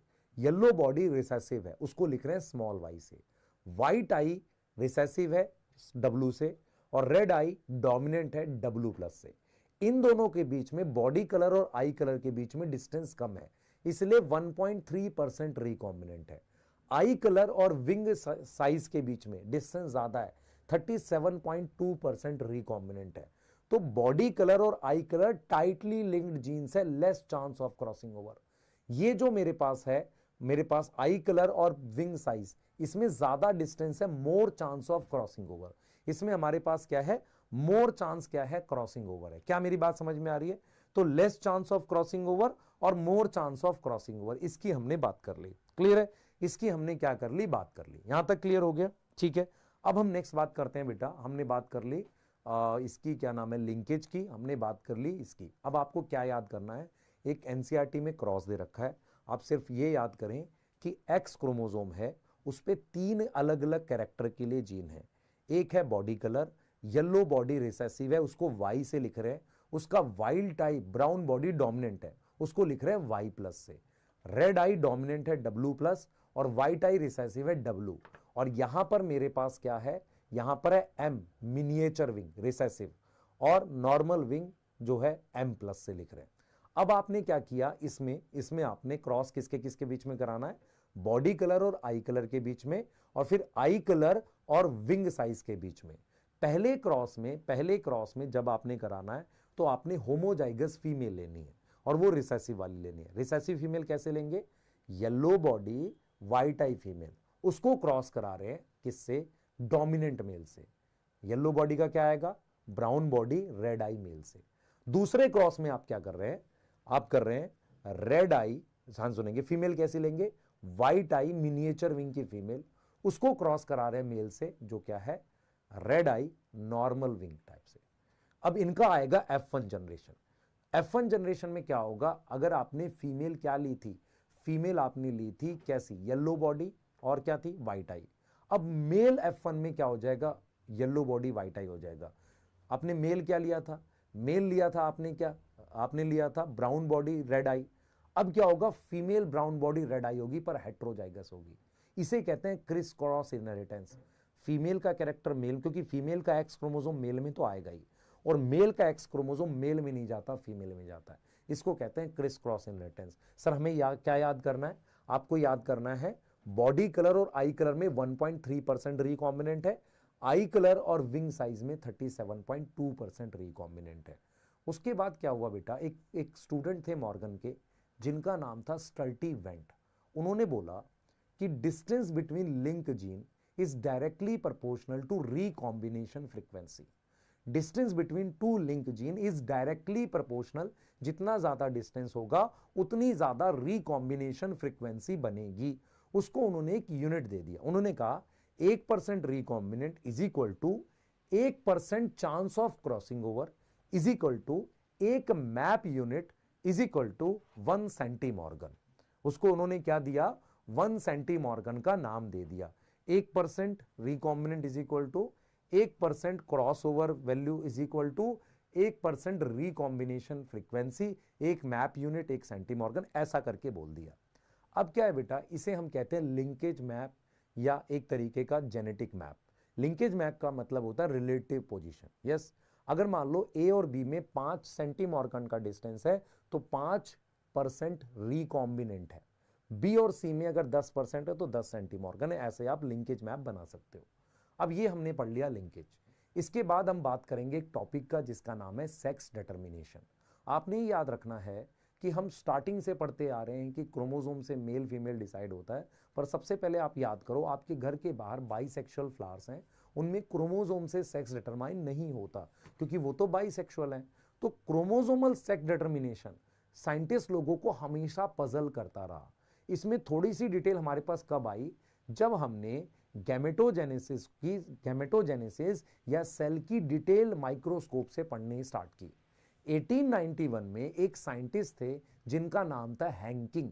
1891 में हैंकिंग ने क्या किया? वो स्टडी कर रहे थे स्पर्मेटोजेनेसिस एक इंसेक्ट में। वो एक इंसेक्ट में स्पर्मेटोजेनेसिस क्या कर रहे थे? स्टडी कर रहे थे। जब वो स्टडी कर रहे थे स्पर्मेटोजेनेसिस एक इंसेक्ट में, तो उन्होंने क्या देखा मैं बता देता हूं। उन्होंने ये देखा कि स्पर्मेटोजेनेसिस जब हम स्टडी कर रहे थे, तो उन्होंने ये देखा, उन्होंने क्या देखा आप समझना ध्यान से। उन्होंने क्या देखा कि 50% स्पर्म ऐसे थे, 50% स्पर्म ऐसे थे जिसके अंदर, ध्यान सुनेंगे, 50% स्पर्म ऐसे थे जिसके अंदर एक डार्क स्टेन स्ट्रक्चर दिख रहा था, 50% में नहीं दिख रहा था। उन्होंने उस 50% में बोला कि एक्स बॉडी थी। यस, एक्स बॉडी बोल के छोड़ दिया कि भाई एक एक्स बॉडी है 50% में। वो सिग्निफिकेंस नहीं बता पाए। बाद में साइंटिस्ट लोगों ने बताया कि 50% जो इंसेक्ट में स्पर्मेटोजेनेसिस थी, 50% स्पर्म में, वो एक एक्स क्रोमोसोम है। बाद में पता चला कि ये एक्स क्रोमोसोम सेक्स क्रोमोसोम है, तो इसीलिए उसका नाम फिर सेक्स क्रोमोसोम का नाम एक्स रखा गया। तो हैंकिंग ने एक्स बॉडी डिस्कवर करी, उसकी वो सिग्निफिकेंस नहीं बता पाए। लेटर साइंटिस्ट ने बताया कि यार ये तो एक क्रोमोसोम है और बाद में इसका सेक्स डिटर्मिनेशन में रोल है, तो इसे सेक्स क्रोमोसोम नाम दिया गया। अब हम ये समझते हैं बच्चे, बहुत सारे ऐसे ऑर्गेनिज्म होते हैं जिनमें एनवायरनमेंट से सेक्स डिटर्मिनेशन हो जाती है, क्लियर है, लेकिन हमें एनसीईआरटी के अनुसार क्रोमोसोम से मेल फीमेल जो जाइगोट के टाइम पे डिसाइड होता है उस पर बात करते हैं। एक सेक्स डिटर्मिनेशन होती है x not type. X nought में क्या होता है? मेल जो होता है उसमें एक क्रोमोसोम कम होते हैं, तो उसमें क्या होता है? एक सिंगल एक्स क्रोमोसोम है, वाई की जगह पे कुछ नहीं है, सिर्फ एक सिंगल एक्स क्रोमोसोम है, बाकी ऑटोसोम है। फीमेल में एक क्रोमोसोम ज्यादा है, फीमेल में 2 एक्स क्रोमोसोम है। तो मेल क्या करता है, 2 टाइप के स्पर्म बनाता है, एक जिसमें एक्स क्रोमोसोम है, एक जिसमें एक्स क्रोमोसोम नहीं है। इसीलिए मेल को कहते हैं heterogametic. X not type of sex determination grasshopper और मोस्ट इंसेक्ट में मिलती है। फीमेल क्या होता है, वो एक ही तरह के गैमेट बनाता है जिसमें ऑटोजोम के साथ एक्स क्रोमोसोम है। ऑटोजोम के साथ क्या है, एक्स क्रोमोसोम है। क्या मेरी बात समझ में आ रही है? ऑटोजोम के साथ क्या है, एक्स क्रोमोसोम हमारे पास प्रेजेंट है। क्या मेरी बात समझ में आ रही है? ऑटोजोम के साथ एक्स क्रोमोसोम हमारे पास प्रेजेंट है। अब हम यहां पर क्या बोलते हैं बेटा, अब हम यहां पर क्या बोलते हैं, ध्यान से सुनेंगे। अब हम यहां पर क्या बोलते हैं कि ऑटोजोम के साथ हमारे पास एक्स क्रोमोसोम प्रेजेंट है। ठीक है, क्लियर है? यस, ठीक है। अब हम यहां पर क्या बोल रहे हैं, इस चीज को समझेंगे आप, इस चीज को हम समझेंगे कि ऑटोजोम के साथ हमारे पास एक्स क्रोमोसोम है, मतलब फीमेल एक ही टाइप के गैमेट बना रही है। अगर मेल में वो स्पर्म जिसके पास एक्स क्रोमोसोम है वो फर्टिलाइज करता है तो फीमेल चाइल्ड बनेगा। वो स्पर्म जो जिसमें कोई एक्स क्रोमोसोम नहीं है वो फर्टिलाइज करेगा तो मेल बनेगा। इसमें आप याद रखना, एक्स नॉट में कौन हेट्रोगैमेटिक है, मेल। कितने टाइप के स्पर्म बना रहा है, 2 टाइप के। फीमेल होमोगैमेटिक है, मेल फीमेल में क्रोमोसोम नंबर कम है। अब हमने ये देखा है कि कुछ इंसेक्ट और मोस्ट मैमल्स में मुझे मिलता है X Y type of sex determination, जिसमें मेल फीमेल में सेम नंबर ऑफ क्रोमोसोम होते हैं, पर मेल में 2 क्रोमोसोम है एक्स वाई और फीमेल में एक्स एक्स 2 एक्स क्रोमोसोम होते हैं। मेल क्या करता है, स्पर्म 2 टाइप के बनाता है, ऑटोजोम के साथ एक्स और ऑटोजोम के साथ वाई। 2 तरह के स्पर्म बनाता है। फीमेल में एक तरह का ओवम बनता है। इसका मतलब एक्स वाई टाइप में मेल हेट्रोगैमेटिक है, पर मेल फीमेल में सेम नंबर ऑफ क्रोमोसोम है। अब हम बात करते हैं बेटा किसमें, और ये किसमें मिलता है, ह्यूमन में आप याद कर सकते हो, और सम इंसेक्ट में ड्रोसोफिला। एक और सेक्स डिटर्मिनेशन है, अभी तक हमने बात करी कि मेल और फीमेल में से मेल हेट्रोगैमेटिक है। एक और सेक्स डिटर्मिनेशन जो मुझे बर्ड्स में मिलती है, वहां पर क्या होता है, फीमेल हेट्रोगैमेटिक होती है। मतलब क्या हुआ, फीमेल में ऑटोजोम के अलावा ZW नाम के क्रोमोसोम होते हैं और मेल में ZZ टाइप का क्रोमोसोम होता है। तो जो फीमेल है वो 2 टाइप के गैमेट बना रही है, ऑटोजोम प्लस Z और ऑटोजोम प्लस W। मेल में एक ही टाइप का गैमेट बन रहा है। इसका मतलब ये हुआ, एक्स नॉट में मेल हेट्रोगैमेटिक, मेल में less number of chromosome. X Y में मेल हेट्रोगैमेटिक, मेल और female same number of chromosome. ZW में फीमेल हेट्रोगैमेटिक, बर्ड्स में मिलता है, और मेल और फीमेल में सेम नंबर ऑफ क्रोमोसोम। अब हम एक और सेक्स डिटर्मिनेशन देखते हैं जो हमारे पास किसमें मिलता है, हनी बी में। हनी बी में क्या होता है बच्चे, हनी बी में हमारे पास सेट्स पे काम होता है। मतलब अगर मेरे पास 2 सेट हैं क्रोमोसोम के, ऑर्गेनिज्म डिप्लॉयड है वो फीमेल है, एक सिंगल सेट है तो ऑर्गेनिज्म हैप्लॉयड है वो हमारे पास मेल होगा। सेट का मतलब हैप्लॉयड डिप्लॉयड, इसे कहते हैं हैप्लोडिप्लॉयडी। हनी बी एक सोशल इंसेक्ट है। तो हनी बी में 3 तरह के मेंबर मिलते हैं, drone male, female 32 chromosome diploid, worker bee diploid 32 chromosome. Drone male haploid होता है। क्वीन बी जो होती है वो एग फॉर्म करती है। क्वीन बी में खुद 32 क्रोमोसोम, उन्होंने एग बनाया, एग बना हैप्लॉयड जिसमें 16 क्रोमोसोम है। अब ये जो हैप्लॉयड वाला 16 क्रोमोसोम है, ध्यान से सुनेंगे, ये हैप्लॉयड वाला 16 क्रोमोसोम है। यहां पर हम क्या बात कर रहे हैं, ध्यान से समझिए इस बात को। हैप्लॉयड वाला जो 16 क्रोमोसोम है वो हमारे पास जो है, हैप्लॉयड वाला 16 है, वो हमारे पास आगे जाकर क्या कर रहा है, पार्थिनोजेनेसिस से स्पर्म बना रहा है। जो हैप्लॉयड वाला है वो आगे जाकर पार्थिनोजेनेसिस से क्या बना रहा है, स्पर्म बना रहा है। क्या मेरी बात समझ में आ रही है? पार्थिनोजेनेसिस से, सॉरी, ड्रोन बना रहा है। मैं रिपीट करूंगा, फीमेल क्वीन 32 क्रोमोसोम, उसने क्या किया, उसने 32 क्रोमोसोम है, उसने क्या किया, ध्यान सुनेंगे, फीमेल क्वीन है 32 क्रोमोसोम, उसने क्या किया, उसने बनाया क्या चीज, एग बनाया जिसमें 16 क्रोमोसोम है, 16। एग जो है उससे ड्रोन बन सकता है माइटोसिस से, पार्थिनोजेनेसिस से। वो क्या होगा, मेल होगा जो हैप्लॉयड होगा। तो क्वीन से डायरेक्टली मेल बन रहा है एग के थ्रू, ठीक है, हैप्लॉयड मेल बन गया। अब जो एग है, अब मेरे पास यहां एक ड्रोन पहले से है, ड्रोन हैप्लॉयड है, उसने स्पर्म बनाया माइटोसिस से। तो स्पर्म हैप्लॉयड है, ड्रोन हैप्लॉयड था, तो हैप्लॉयड ड्रोन ने माइटोसिस से स्पर्म बनाया जो एग के साथ फर्टिलाइज करके डिप्लॉयड जाइगोट बनाएगा। उस जाइगोट से क्वीन और वर्कर भी बन सकती है। इसका मतलब यह हुआ, जो जाइगोट बन रहा है उसके लिए स्पर्म आ रहा है ड्रोन से और क्वीन से एग आ रहा है। तो जो क्वीन है उसके पास फादर भी है, मदर भी है। फादर कौन है? ड्रोन। मदर क्वीन है। लेकिन जो ड्रोन है वो डायरेक्टली फीमेल से बन रहा है, उसके पास सिर्फ मदर है, फादर नहीं है। इसी तरीके से हम ये बोल सकते हैं कि क्वीन के पास सन है, ग्रैंड सन नहीं है, मतलब उस सन से आगे सन नहीं बन सकता, क्योंकि ड्रोन क्या है बेटा, डायरेक्टली सिर्फ डॉटर बना सकता है। याद हो गया? क्वीन डिप्लॉयड, गैमेट बनाएगी एग सेल जो हैप्लॉयड है, उससे डायरेक्टली ड्रोन बन सकते हैं माइटोसिस से, पार्थेनोजेनेसिस। एग फर्टिलाइज कर सकता है स्पर्म से। ये स्पर्म कहां से आया? एक ड्रोन की माइटोसिस से, ड्रोन के माइटोसिस से स्पर्म बना।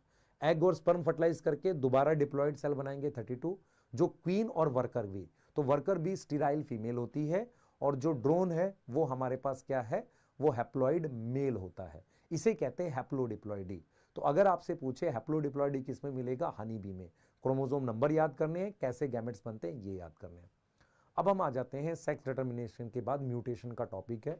हमें याद रखना है म्यूटेशन क्या होती है बेटा? सडन इनहेरिटेबल चेंज होती है किसमें? डीएनए में। अब आपको ये ध्यान रखना है कि म्यूटेशन से जीनोटाइप बदलता है, उसके साथ फिनोटाइप भी बदलता है। और म्यूटेशन एक और रीजन है वेरिएशन का, क्योंकि सेक्सुअल रिप्रोडक्शन के अलावा वेरिएशन म्यूटेशन से भी आती है। म्यूटेशन हमारे पास तीन तरह की हो सकती है। एक हो सकता है चेंज इन क्रोमोसोम नंबर। ऐसा हमारे पास कब होता है? एक होती है पॉलीप्लॉइडी। पॉलीप्लॉइडी का क्या मतलब हुआ? अगर माइटोसिस में एनाफेज में क्रोमोसोम अलग हो गए, पर टीलोफेज में वो एक ही सेल में रह गए। अलग तो हो गए पर एक ही सेल में रह गए, उससे क्रोमोसोम नंबर डबल हो जाते हैं। तो माइटोसिस के समय अगर क्रोमोसोम नंबर डबल हो जाए, मतलब टीलोफेज ना हो प्रॉपर तरीके से, क्रोमोसोम नंबर डबल हो जाए, उसे कहते हैं पॉलीप्लॉइडी, जो प्लांट में सर्वाइव करता है, एनिमल में सर्वाइव नहीं करता। हमारे पास एक और होता है change in chromosome number meiosis में। मियोसिस में आपने पढ़ा था कि जब मियोसिस 1 होती है, उसके मेटाफेज 1 में क्रोमोसोम के जोड़े लगे रहते हैं। एनाफेज में वो जोड़े अलग होते हैं, पेयर सेग्रीगेट करता है। कई बार क्या होता है, पूरा का पूरा पेयर एक पोल में चला जाता है। एनाफेज 1 में अगर नॉन डिसजंक्शन हो जाए, ये पेयर अलग ना हो, और पूरा का पूरा पेयर अगर एक साथ चला जाए, उसको हम क्या बोलते हैं बेटा? उसको हम बोल देते हैं नॉन डिसजंक्शन। और ये हो रही है किसमें? एनाफेज 1 में हो रही है। इसकी वजह से क्या होता है, जो मियोसिस 1 में सेल बनता है, मियोसिस 1 में सेल बनता है, एक के पास 24 क्रोमोसोम, एक के पास 22। तो पॉलीप्लॉइडी क्या होता है? माइटोसिस के समय टीलोफेज ना होने से क्रोमोसोम नंबर डबल हो जाए, दैट इज पॉलीप्लॉइडी। आर्टिफिशियली कॉल्चीसीन से कर सकते हैं। एन्यूप्लॉइडी का मतलब होता है एक या दो क्रोमोसोम कम ज्यादा। ऐसा कब होगा? एनाफेज 1 जो मियोसिस का पार्ट है, उसमें वो पेयर अलग नहीं हुआ, पूरा का पूरा जोड़ा ऊपर या नीचे चला गया, उसकी वजह से क्रोमोसोम संख्या कम ज्यादा होती है। एन्यूप्लॉइडी ह्यूमन में सर्वाइव करती है। इसमें क्या हो सकता है कि जब पूरा जोड़ा ऊपर चला गया और इसने गैमेट बनाया, तो जब ये नॉर्मल गैमेट के साथ फ्यूज करेगा तो दो यहां क्रोमोसोम है और एक यहां है, टोटल 3 क्रोमोसोम हो जाएंगे। मान लो 21st पेयर का क्रोमोसोम है, पूरा पेयर ऊपर चला गया। अब इसने गैमेट बनाया और एक नॉर्मल गैमेट के साथ फ्यूज कर रहा है, तो टोटल मेरे पास 3 हो गए। टोटल मेरे पास 3 हो गए। क्लियर है? टोटल मेरे पास 3 हो गए। ये चीज समझ में आ रही है? तो इसको हम क्या बोलते हैं? इसको हम क्या बोलते हैं? इसको हम बोलते हैं एन्यूप्लॉइडी। मेरी बात समझ में आ रही है? इसको हम बोलते हैं क्या? हम इसको बोलते हैं एन्यूप्लॉइडी। ठीक है, अब हम बात करते हैं बेटा, हम बात करते हैं क्रोमोसोम स्ट्रक्चर में चेंज की। आपको याद रखना है कि क्रोमोसोम जो होता है उसमें जीन्स की पोजीशन इधर उधर हो जाती है। एक तरीका होता है कोई जीन का पार्ट हट गया, दैट इज डिलीशन या डेफिशिएंसी। दूसरा हो सकता है कोई पार्ट एक्स्ट्रा आ गया, डुप्लीकेशन। एक हम पढ़ते हैं कि जैसे मान लो ये 5th का जोड़ा है और एक मेरे पास 21st क्रोमोसोम का जोड़ा है। अगर इस पेयर से दूसरे क्रोमोसोम पे चला गया, आपने पढ़ा है नॉर्मली क्रोमोसोम में एक्सचेंज होता है क्रॉसिंग ओवर, पर वो होता है होमोलोगस पेयर में। अगर नॉन होमोलोगस पेयर में एक्सचेंज हो गया, उसे कहते हैं ट्रांसलोकेशन। मतलब 5वें पेयर से मान लो 21वें पेयर पे चला गया, दैट इज ट्रांसलोकेशन। क्लियर है? इन सब को मिला के क्रोमोसोम स्ट्रक्चर में चेंज को नाम देते हैं chromosomal aberration. Chromosomal aberration main cause है किसका? कैंसर का। क्रोमोसोमल एबरेशन का मतलब है चेंज इन क्रोमोसोम स्ट्रक्चर, जो मेन कॉज है किसका? कैंसर का। Yes yes. इसके अलावा एक और म्यूटेशन होती है जिसे जीन म्यूटेशन कहते हैं, जिसमें क्या होता है डीएनए के स्ट्रक्चर में बदलाव होता है। क्या होता है? डीएनए का स्ट्रक्चर कैसे बदलता है? अगर न्यूक्लियोटाइड के सीक्वेंस में चेंज हो जाए। तो न्यूक्लियोटाइड के सीक्वेंस में कैसे चेंज होता है कि कि कोई न्यूक्लियोटाइड क्या हो जाए, चेंज हो जाए, एक्सचेंज हो जाए, रिप्लेस हो जाए। ऐसा हमने देखा है sickle cell anaemia. Sickle cell anaemia में डीएनए के पूरे सीक्वेंस में एक सिंगल न्यूक्लियोटाइड की जगह कोई दूसरा लग जाता है, इसे कहते हैं सब्स्टिट्यूशन। ये टाइप है पॉइंट म्यूटेशन की। What is point mutation? एक सिंगल न्यूक्लियोटाइड में चेंज को हम कहते हैं पॉइंट म्यूटेशन। उसको हम क्या बोलते हैं? सब्स्टिट्यूशन बोलते हैं। उसको हम क्या बोलते हैं? सब्स्टिट्यूशन बोलते हैं। क्या मेरी बात समझ में आ गई? उसको हम क्या बोलते हैं? सब्स्टिट्यूशन बोलते हैं। उसमें क्या हुआ है, ग्लूटामिक एसिड की जगह वैलिन आ गया, अमीनो एसिड भी एक बदला है। तो आपको यह समझना है कि पॉइंट म्यूटेशन का बेस्ट एग्जांपल है सिकल सेल अनीमिया, जहां पर एक न्यूक्लियोटाइड की जगह दूसरा न्यूक्लियोटाइड लग जाता है। अब म्यूटेशन कराने वाली चीजों को हम क्या बोलते हैं? म्यूटाजन। ये कोई केमिकल्स हो सकते हैं, फिजिकल में यूवी रेज, एक्सरे हो सकती है, टेम्परेचर हो सकती है। इसके अलावा कुछ ऐसे वायरस होते हैं जो म्यूटेशन कराते हैं, इन्हें म्यूटाजन्स कहते हैं। अब हम यहां से पढ़ेंगे बेटा पेडिग्री एनालिसिस, और इसके बाद हम बात करेंगे जेनेटिक डिसऑर्डर्स की। सबसे पहले हम पेडिग्री एनालिसिस की बात करते हैं। ऐसा माना जा रहा था कि कहीं ना कहीं ह्यूमन में बहुत सारी जेनेटिक डिसऑर्डर जो हैं वो भी इनहेरिट होती हैं। जब मेंडल का प्रिंसिपल ऑफ इनहेरिटेंस आता है तो लोगों का स्ट्रांग बिलीव हो गया, हाँ कुछ ना कुछ जेनेटिक डिसऑर्डर है। पर प्रॉब्लम यह है कि ह्यूमन में आप पी प्लांट जैसे या ड्रोसोफिला जैसे कंट्रोल क्रॉस नहीं करा सकते। तो आपको क्या करना पड़ेगा, किसी भी ट्रेट को अगर आपको स्टडी करना है तो आपको कैसे स्टडी करना पड़ेगा, उसको फैमिली ट्री के थ्रू या फैमिली में एंसेस्टर के थ्रू पढ़ना पड़ेगा। इसको हम नाम देते हैं पेडिग्री एनालिसिस। तो पेडिग्री एनालिसिस क्या होता है, किसी भी जेनेटिक ट्रेट को आप स्टडी करते हैं। आप स्टडी करते हैं किसमें? एंसेस्टर में। आप एंसेस्टर में आप स्टडी करते हैं, उसको हम क्या बोलते हैं? पेडिग्री एनालिसिस बोलते हैं। उसको हम क्या बोलते हैं? पेडिग्री एनालिसिस बोलते हैं, जिसमें आप क्या है, फैमिली ट्री में या एंसेस्ट्रल ट्री में हम क्या पढ़ेंगे, किसी भी उसको पढ़ रहे हैं उसको पेडिग्री एनालिसिस कह रहे हैं। क्या यहां तक समझ में आ रही है? क्या यहां तक समझ में आ रही है? इसको हमने क्या बोल दिया? पेडिग्री एनालिसिस बोल दिया कि फैमिली ट्री में किसी ट्रेट को पढ़ रहे हैं। अब देखो पेडिग्री में आपको क्या ध्यान रखना है, हम ये स्टडी करते हैं सिंबल्स के थ्रू। अगर स्क्वायर है वो मेल का है, सर्कल फीमेल का है। स्क्वायर और सर्कल को सिंगल लाइन से जोड़ेंगे मैरिज, डबल लाइन से जोड़ेंगे कॉन्सिंजीनियस मैरिज, वर्टिकल लाइन से प्रोजेनी बनाते हैं। यस और नो? अब कुछ ऐसी चीजें हैं पेडिग्री बनाते वक्त आपने ध्यान रखनी है। आपने ये ध्यान रखना है कि पेडिग्री में जब आप जीनोटाइप लिखते हैं, हमारे पास ट्रेट 4 तरह की आपने पढ़नी है। एक पढ़नी है वाई लिंक्ड। वाई लिंक का मतलब वो ट्रेट जो वाई क्रोमोसोम पे, जैसे हाइपरट्राइकोसिस कान पर hair, TDF testis determining factor, ये जीन, इसे कहते हैं वाई लिंक, जो मेल टू मेल ट्रांसफर होगी। दूसरी हमारे पास एक्स लिंक ट्रेट होती है। एक्स लिंक का मतलब ये एक्स क्रोमोसोम पे, इसे सेक्स लिंक भी कहते हैं। मेल में एक एक्स क्रोमोसोम है, फीमेल में 2 एक्स क्रोमोसोम है। तो एक्स लिंक रिसेसिव के 2 एग्जाम्पल हैं, एक है कलर ब्लाइंडनेस और दूसरा हेमोफीलिया। तो आपने ध्यान रखना है कि जब आप पेडिग्री में एक्स लिंक का जीनोटाइप बना रहे हो या वाई लिंक का, तो वहां पर मेल में एक्स वाई लिखना है और फीमेल के जीनोटाइप में एक्स एक्स लिखना है। अब हम बात करते हैं ऑटोजोमल में। ऑटोजोमल में एक डोमिनेंट डिजीज दे रखी है मायोटोनिक डिस्ट्रॉफी, और फिर ऑटोजोमल रिसेसिव में sickle cell anaemia, thalassaemia, PKU, cystic fibrosis, yes, muscular dystrophy, ये ऑटोजोमल रिसेसिव है। एक चीज याद रखो, अगर कोई डिजीज रिसेसिव है ऑटोजोमल, तो वो स्मॉले जीनोटाइप पे दिखेगी। याद रखो इसे, अगर कोई डिजीज ऑटोजोमल रिसेसिव है तो वो स्मॉले जीनोटाइप पे दिखेगी, और अगर कोई डिजीज ऑटोजोमल डोमिनेंट है तो उसको डार्क कर देंगे, लेकिन वो कैपिटल ए स्मॉल ए पर दिखेगी। याद रहेगी बात, कैपिटल ए स्मॉल ए पर दिखेगी। क्या मेरी बात समझ में आ रही है? तो अब हम यहां पर ये बोल रहे हैं कि जो हम पेडिग्री बनाएंगे उसमें हमें कौन कौन सी पॉइंट ध्यान रखने हैं। सबसे पहले वाई लिंक को चेक करने का तरीका मेल टू मेल जा रहा होगा। अगर फैमिली में बाहर से कोई मेल मैरिज के थ्रू नहीं आ रहा है तो मेल टू मेल जाती है वाई लिंक, आप फिर फीमेल में नहीं देखोगे उसे। एक्स लिंक को कैसे चेक करेंगे? अगर एक्स लिंक रिसेसिव आपके सिलेबस में है तो एक्स लिंक रिसेसिव का मतलब फीमेल में कब दिखेगा? जब दोनों एक्स पर वो ट्रेट होगी। फीमेल में कब दिखेगा? जब दोनों एक्स पर वो ट्रेट होगी तो वो फीमेल में दिखेगा।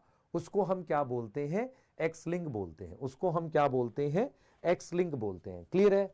यस। तो एक्स लिंक का मतलब है वो दोनों उसमें दिखेगा। क्या किसमें दिखेगा? दोनों एक्स क्रोमोसोम पे दिखेगा। ठीक है, क्लियर है? यस। उसके बाद हम लोग बात कर रहे हैं बेटा, ये हो गया एक्स लिंक, ठीक है, एक्स लिंक दोनों पे दिखेगा। उसके बाद हम बात कर रहे हैं, उसके बाद बात कर रहे हैं हमारे पास, ये बात हो गई हमारे पास एक्स लिंक की। अब जरा नेक्स्ट देखें, नेक्स्ट देखें ध्यान से बेटा, नेक्स्ट देखें, ये हो गया हमारे पास एक्स लिंक, ठीक है। अब हम क्या बात कर रहे हैं यहां पे, सुने ध्यान से। अगर एक्स लिंक रिसेसिव डिजीज है जैसे हीमोफीलिया, कलर ब्लाइंडनेस, अगर मदर कलर ब्लाइंड है तो सारे मेल चाइल्ड कलर ब्लाइंड होंगे, ठीक है। और अगर मुझे डॉटर को कलर ब्लाइंड लाना है तो फादर का कलर ब्लाइंड होना कंपलसरी। ये दो बातें याद रखनी है। अगर मदर कलर ब्लाइंड है तो सारे मेल चाइल्ड कलर ब्लाइंड है, और अगर डॉटर को कलर ब्लाइंड लाना है तो फादर का कलर ब्लाइंड होना कंपलसरी है। ये एक्स लिंक पेडिग्री में देखना है, ठीक है। ऑटोसोमल रिसेसिव में आपने ये देखना है बेटा कि अगर दोनों सर्कल डार्क हैं और एक नॉर्मल बॉक्स या सर्कल आ रहा है बच्चों में, मतलब मान लो देख लेते हैं, जैसे मान लो एक स्क्वायर एक सर्कल है, ये हस्बैंड वाइफ है, इनमें दोनों डार्क, मतलब इसको अफेक्टेड दिखा रखा है, तो नॉर्मल चाइल्ड नहीं आ सकता ऑटोसोमल रिसेसिव में, क्योंकि अफेक्टेड का मतलब स्मॉल ए होगा, ठीक है।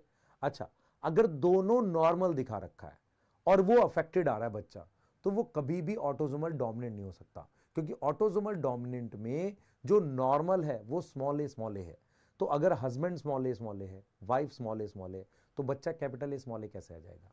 ये चीज समझ में आ रही है? मैं रिपीट कर देता हूं, हस्बैंड वाइफ नॉर्मल, बच्चा अफेक्टेड है, तो ये ये रिसेसिव है, ऑटोसोमल रिसेसिव है। दोनों अफेक्टेड दिखा रहे हैं, हस्बैंड वाइफ, बच्चा नॉर्मल है, दोनों अफेक्टेड, बच्चा नॉर्मल है, दैट इज ऑटोसोमल रिसेसिव हो सकता है। अगर दोनों नॉर्मल है, बच्चा अफेक्टेड है, तो ये क्या होगा? मैं रिपीट कर देता हूं, दोनों अफेक्टेड है, बच्चा नॉर्मल है, ये ऑटोसोमल डोमिनेंट होगा। दोनों नॉर्मल है, बच्चा अफेक्टेड है, ये ऑटोसोमल रिसेसिव होगा। याद रखेंगे, वाई लिंक ऐसे चेक करना और ये चीज ऐसे चेक करना, ठीक है। आपके एनसीईआरटी में दो पेडिग्री बने हुए हैं, एक पेडिग्री बना हुआ ऑटोसोमल रिसेसिव का, एक पेडिग्री बना हुआ ऑटोसोमल डोमिनेंट का। डोमिनेंट में मतलब मायोटोनिक डिस्ट्रोफी का। अब हम बात कर लेते हैं जेनेटिक डिसऑर्डर की। जेनेटिक डिसऑर्डर वो होते हैं जो एक जनरेशन से दूसरी जनरेशन में जा सकते हैं, उनकी ट्रेट पास होती है, उसे हम कहते हैं जेनेटिक डिसऑर्डर। जेनेटिक डिसऑर्डर दो तरह के हैं, एक हमारे पास मेंडेलियन डिसऑर्डर है। मेंडेलियन डिसऑर्डर कैसे होता है कि कभी पीढ़ी में पॉइंट म्यूटेशन से हुआ था और अब वो अगली जनरेशन में नॉर्मल, जैसे मेंडेलियन ट्रेट जाती है ना, कैपिटल ए स्मॉल ए में से किसी एक में, वैसे पास करेगा। तो मेंडेलियन डिसऑर्डर का मतलब ये है कि वो Mendelian pattern of inheritance follow करेंगे, और वो क्या है बेटा, पेडिग्री में उन्हें बना सकते हैं, उनको देख सकते हैं। मेंडेलियन डिसऑर्डर जो है वो autosomal recessive, autosomal dominant, sex link recessive, sex link dominant, कैसे भी आप बना सकते हो। एक और डिसऑर्डर होती है जिन्हें क्रोमोसोमल डिसऑर्डर कहते हैं। क्रोमोसोमल डिसऑर्डर कैसे बनती हैं कि जब किसी पर्सन में मियोसिस के समय क्रोमोसोम कम ज्यादा हो जाए, जिसे हम एन्यूप्लॉइडी कह रहे थे, उसकी वजह से बनती है। क्रोमोसोमल डिसऑर्डर के 3 एग्जाम्पल आपके पास हैं, इनको पेडिग्री में ड्रॉ नहीं कर सकते क्योंकि हर इंडिविजुअल में ये रैंडम बनती है। क्रोमोसोमल डिसऑर्डर क्रोमोसोम नंबर कम ज्यादा होने से हो रहा है, इनको आप पेडिग्री में ड्रॉ नहीं कर सकते। इसका रीजन क्या है? एन्यूप्लॉइडी। क्या रीजन है? एन्यूप्लॉइडी, नॉन डिसजंक्शन की वजह से ये बनते हैं। इनमें 3 डिसऑर्डर हैं। सबसे पहला है डाउन सिंड्रोम। डाउन सिंड्रोम क्या है? वो 1866 में लैंगडन डाउन ने डिस्कवर किया था। डाउन सिंड्रोम क्या होता है बच्चे, उसमें 21वां क्रोमोसोम एक्स्ट्रा हो गया, मतलब 21वां क्रोमोसोम सेपरेट ना होके एक साथ चला गया था, तो 21st क्रोमोसोम की ट्राइसोमी है। सिम्टम क्या आता है? इंडिविजुअल मेल फीमेल कुछ भी हो सकता है।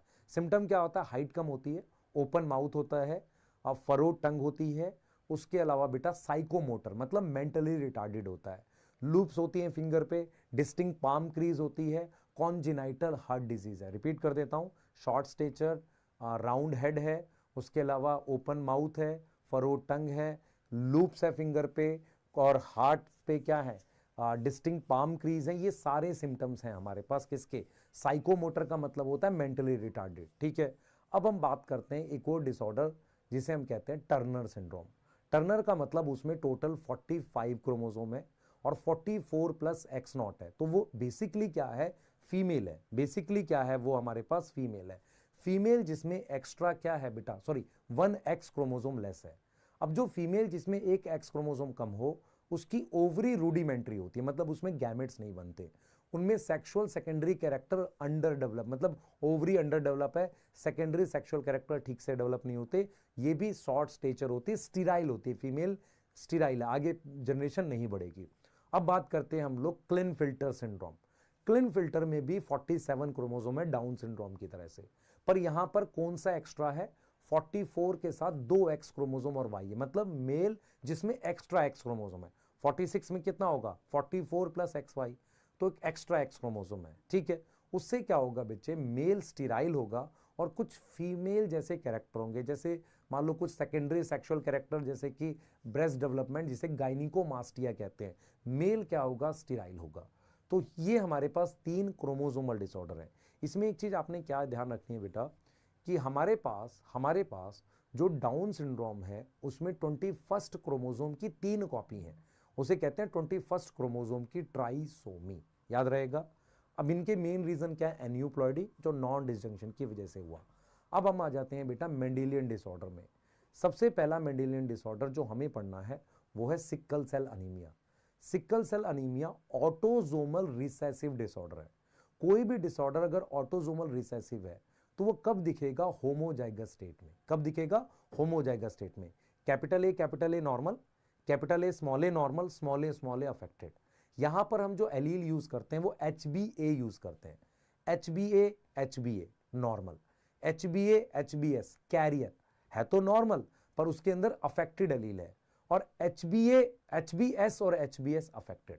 तो आपको ये एनसीईआरटी कहती है कि 2 कैरियर इंडिविजुअल, मतलब जैसे कैपिटल ए स्मॉल ए, जब इनकी मैरिज होती है तो 25% चांस है कि स्मॉल ए आएगा। ऐसे ही हम इसको ऐसे लिख सकते हैं, HbA HbS carrier, HbA HbS carrier, इनकी मैरिज में 25% चांस है HbS HbS आए, जिसको सिकल सेल अनीमिया हो, ठीक है। अब यहां से आगे जाते हैं। सिकल सेल अनीमिया क्यों होता है बेटा, एक पॉइंट म्यूटेशन हुई है किसमें, क्रोमोसोम पे, जहां पर बीटा चेन बनती थी। Beta chain alpha chain 2 chain होती है हेमोग्लोबिन में। हेमोग्लोबिन का एक क्वाटनरी स्ट्रक्चर होता है जिसमें मेरे पास 2 अल्फा 2 बीटा पॉलीपेप्टाइड चेन होती हैं। बीटा पॉलीपेप्टाइड की 6th पोजीशन पर ग्लूटामिक एसिड अगर प्रेजेंट है तो वो नॉर्मल HbA पेप्टाइड है। अगर ग्लूटामिक एसिड की जगह वेलिन आ जाए तो एक हाइड्रोफोबिक अमीनो एसिड आ जाए, उसको कहेंगे HbS, सिकल सेल पेप्टाइड है। तो HbA और HbS ये हमारे पास आ गया, क्लियर है। तो सिकल सेल पेप्टाइड हो गया। अब हम बात करते हैं, किसकी बात कर रहे हैं बेटा, हम बात कर रहे हैं, ये बात हो गई किसकी, सिकल सेल अनीमिया की। अब हम ये बात कर रहे हैं बेटा कि हमारे पास जैसे डीएनए है, डीएनए से आरएनए बना, आरएनए से जो बीटा चेन बनी उसकी 6th पोजीशन पर ग्लूटामिक एसिड है, तो mRNA पर वहां पर GUG है, जिसकी वजह से ग्लूटामिक एसिड आ रहा है। अब यहां पर GUG की जगह GAG आ गया, तो ग्लूटामिक एसिड की जगह एक हाइड्रोफोबिक अमीनो एसिड वेलिन आ गया, मतलब बीटा चेन का स्ट्रक्चर एबनॉर्मल हो गया। उसकी वजह से बीटा चेन क्या होता है, आरबीसी के अंदर पॉलीमराइज हो जाती है लो ऑक्सीजन टेंशन में। बीटा चेन हेमोग्लोबिन की पॉलीमराइज होने लगती है लो ऑक्सीजन टेंशन में। उससे क्या होता है, आरबीसी सिकल शेप हो जाता है। सिकल शेप आरबीसी कैपिलरीज में फंसता है, ब्लड की सप्लाई रुकती है, ऑर्गन डैमेज, सीवियर पेन, इस तरह की चीजें होने लगती है। क्लियर है कि नहीं, ठीक है।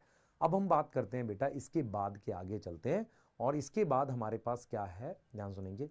इसके बाद हमारे पास क्या है कि हम बात करते हैं सिकल सेल अनीमिया में के बाद हमारे पास एक और डिसऑर्डर है जिसका नाम है थैलेसीमिया। थैलेसीमिया क्या है, ये भी ब्लड डिसऑर्डर है। थैलेसीमिया और सिकल सेल अनीमिया में एक डिफरेंस है। Sickle cell anaemia qualitative disorder है, इसका मतलब HbA HbS एक नॉर्मल इंडिविजुअल है। थैलेसीमिया में क्या होता है, जितनी ज्यादा डोमिनेंट एलील होगी उतना बीटा और अल्फा चेन बनेगा। सिकल सेल अनीमिया में abnormal beta chain, abnormal haemoglobin. Thalassaemia में क्या होता है, less reduce rate of alpha और बीटा चेन होता है। थैलेसीमिया में कैसे काम होता है मैं आपको समझाता हूं। हमारे पास 2 क्रोमोसोम है, एक क्रोमोसोम नंबर 16 है और एक क्रोमोसोम नंबर 11 है। क्रोमोसोम नंबर 16 पर 2 जीन है, HbA1 HbA2। कितनी जीन है, 2, ठीक है। अगर उसका होमोलोगस होगा तो 4 हो गई। तो आपको यह समझना है कि अल्फा चेन के लिए 2 जीन लोकस हैं और 4 एलील होती है जो मिलकर अल्फा चेन बनाती है। अगर चारों पर डोमिनेंट एलील हैं तो नॉर्मल एलील हैं तो अल्फा चेन बनेगी। तो क्रोमोसोम नंबर 11 पर मेरे पास अल्फा चेन के लिए क्या प्रेजेंट होती है, अल्फा चेन के लिए जीन प्रेजेंट होती है किस पर, क्रोमोसोम नंबर 16 पर। कितनी जीन होती है, HbA1 HbA2, yes HbA1 HbA2 ये जीन प्रेजेंट होती है। क्लियर है। दूसरी बात हम ये बात करते हैं कि क्रोमोसोम नंबर 11 पर HBB बीटा चेन के लिए जीन होती है। थैलेसीमिया कब होता है, जब मान लो 4 एलील हैं अल्फा चेन के लिए, 2 से ज्यादा म्यूटेट हो जाए तो अल्फा थैलेसीमिया होगा, अल्फा चेन कम बनेगी, उससे एबनॉर्मल हीमोग्लोबिन बनेगा। बीटा चेन में कब होगा, जब बीटा थैलेसीमिया हो जाएगा, जब दोनों जीन म्यूटेट हो जाएगी HBB वाली, तो बीटा थैलेसीमिया मेजर कहते हैं उसे। यस, तो अल्फा और बीटा थैलेसीमिया कब होता है, अगर अल्फा चेन कम बन रही है तो अल्फा थैलेसीमिया, बीटा चेन कब बन रही है, beta thalassaemia. Total alpha chain के लिए कितनी जीन लोकस हैं, 2, बीटा चेन के लिए 1। टोटल एलील कितनी है, दोनों के लिए मिला के अल्फा और बीटा 6 जीन है और 3 लोकस हैं। अब क्या होता है बेटा, थैलेसीमिया में रेड्यूस रेट ऑफ ग्लोबिन है, सिकल सेल एनीमिया में एबनॉर्मल हीमोग्लोबिन है, एबनॉर्मल ग्लोबिन चेन बनती है। Sickle cell anaemia qualitative disorder है, मतलब HbA HbS नॉर्मल है। थैलेसीमिया क्वांटिटेटिव डिसऑर्डर है, number of dominant allele matter करती है। क्लियर है, यस सही है। इसके बाद हम लोग पढ़ते हैं एक और ऑटोसोमल रिसेसिव डिसऑर्डर जिसका नाम है PKU, phenyl ketone urea. Phenyl ketone urea एक मेटाबॉलिक जेनेटिक डिसऑर्डर है, रिसेसिव तो है पर मेटाबॉलिक जेनेटिक डिसऑर्डर, मतलब इस डिसऑर्डर में कहीं ना कहीं कोई एंजाइम एब्सेंट होता है, इस डिसऑर्डर में कहीं ना कहीं कोई एक एंजाइम डेफिशिएंट है। होता यह है बेटा, हमारे पास एक अमीनो एसिड होता है फिनाइल एलानिन जो असेंशियल है, जो मुझे डाइट में चाहिए। फिनाइल एलानिन हाइड्रोक्सिलेज नाम का एंजाइम इस फिनाइल एलानिन को टायरोसिन में कन्वर्ट करता है। ये टायरोसिन कई चीजें बनाता है, T3 T4, डोपामीन, एड्रिनलिन और एक बहुत इंपॉर्टेंट पिगमेंट मेलानिन बनाता है। अगर मेरे पास ये एंजाइम डेफिशिएंट हो जाए, जैसा कि फिनाइल कीटोन यूरिया में होता है, उसकी वजह से फिनाइल एलानिन बढ़ जाएगा, टायरोसिन घट जाएगा। टायरोसिन घटने से मेलानिन घट जाता है, तो स्किन और हेयर पिगमेंटेशन घट जाती है। फिनाइल एलानिन ज्यादा हो गया, ज्यादा अमीनो एसिड बेटा को यूज नहीं होता, उसकी डीएमिनेशन हो जाती है और वो कन्वर्ट हो जाता है कीटोन में, फिनाइल पायरुवेट में। ये फिनाइल पायरुवेट किडनी में रीएब्सॉर्ब नहीं होता फिल्टर होने के बाद, तो यूरिन में आता है। तो यूरिन में अगर फिनाइल कीटोन आ रहा है तो इसलिए बोलेंगे फिनाइल कीटोन यूरिया। दूसरा, ये ब्लड में सर्कुलेट होके मेंटल रिटार्डेशन करता है, न्यूरॉन्स में इकट्ठा होके। तो 3 सिम्टम है, decrease in skin and hair pigmentation, tyrosine घट गया है। फिनाइल कीटोन जो है यूरिन में आ रहा है, उसके अलावा मेंटल रिटार्डेशन कर रहा है न्यूरॉन्स में एक्यूमुलेट होके। और ये एक मेटाबॉलिक डिसऑर्डर है जिसमें एक एंजाइम डेफिशिएंट हुआ है जो फिनाइल एलानिन को टायरोसिन में बदलता है। मेटाबॉलिक डिसऑर्डर, एंजाइम खराब होना, जेनेटिक मतलब जेनेटिक डिसऑर्डर है। तो ये भी एक ऑटोसोमल रिसेसिव है। तो ऑटोसोमल रिसेसिव 3 हो गई, एक सिकल सेल एनीमिया, एक थैलेसीमिया, एक फिनाइल कीटोन यूरिया। उसके अलावा एक सिस्टिक फाइब्रोसिस होता है और एक मस्कुलर डिस्ट्रॉफी होता है, इनकी डिटेल नहीं रखी। अब तुम्हारे पास तुम्हारे पास सेक्स लिंक रिसेसिव डिसऑर्डर है, उसमें एक है मेरे पास कलर ब्लाइंडनेस।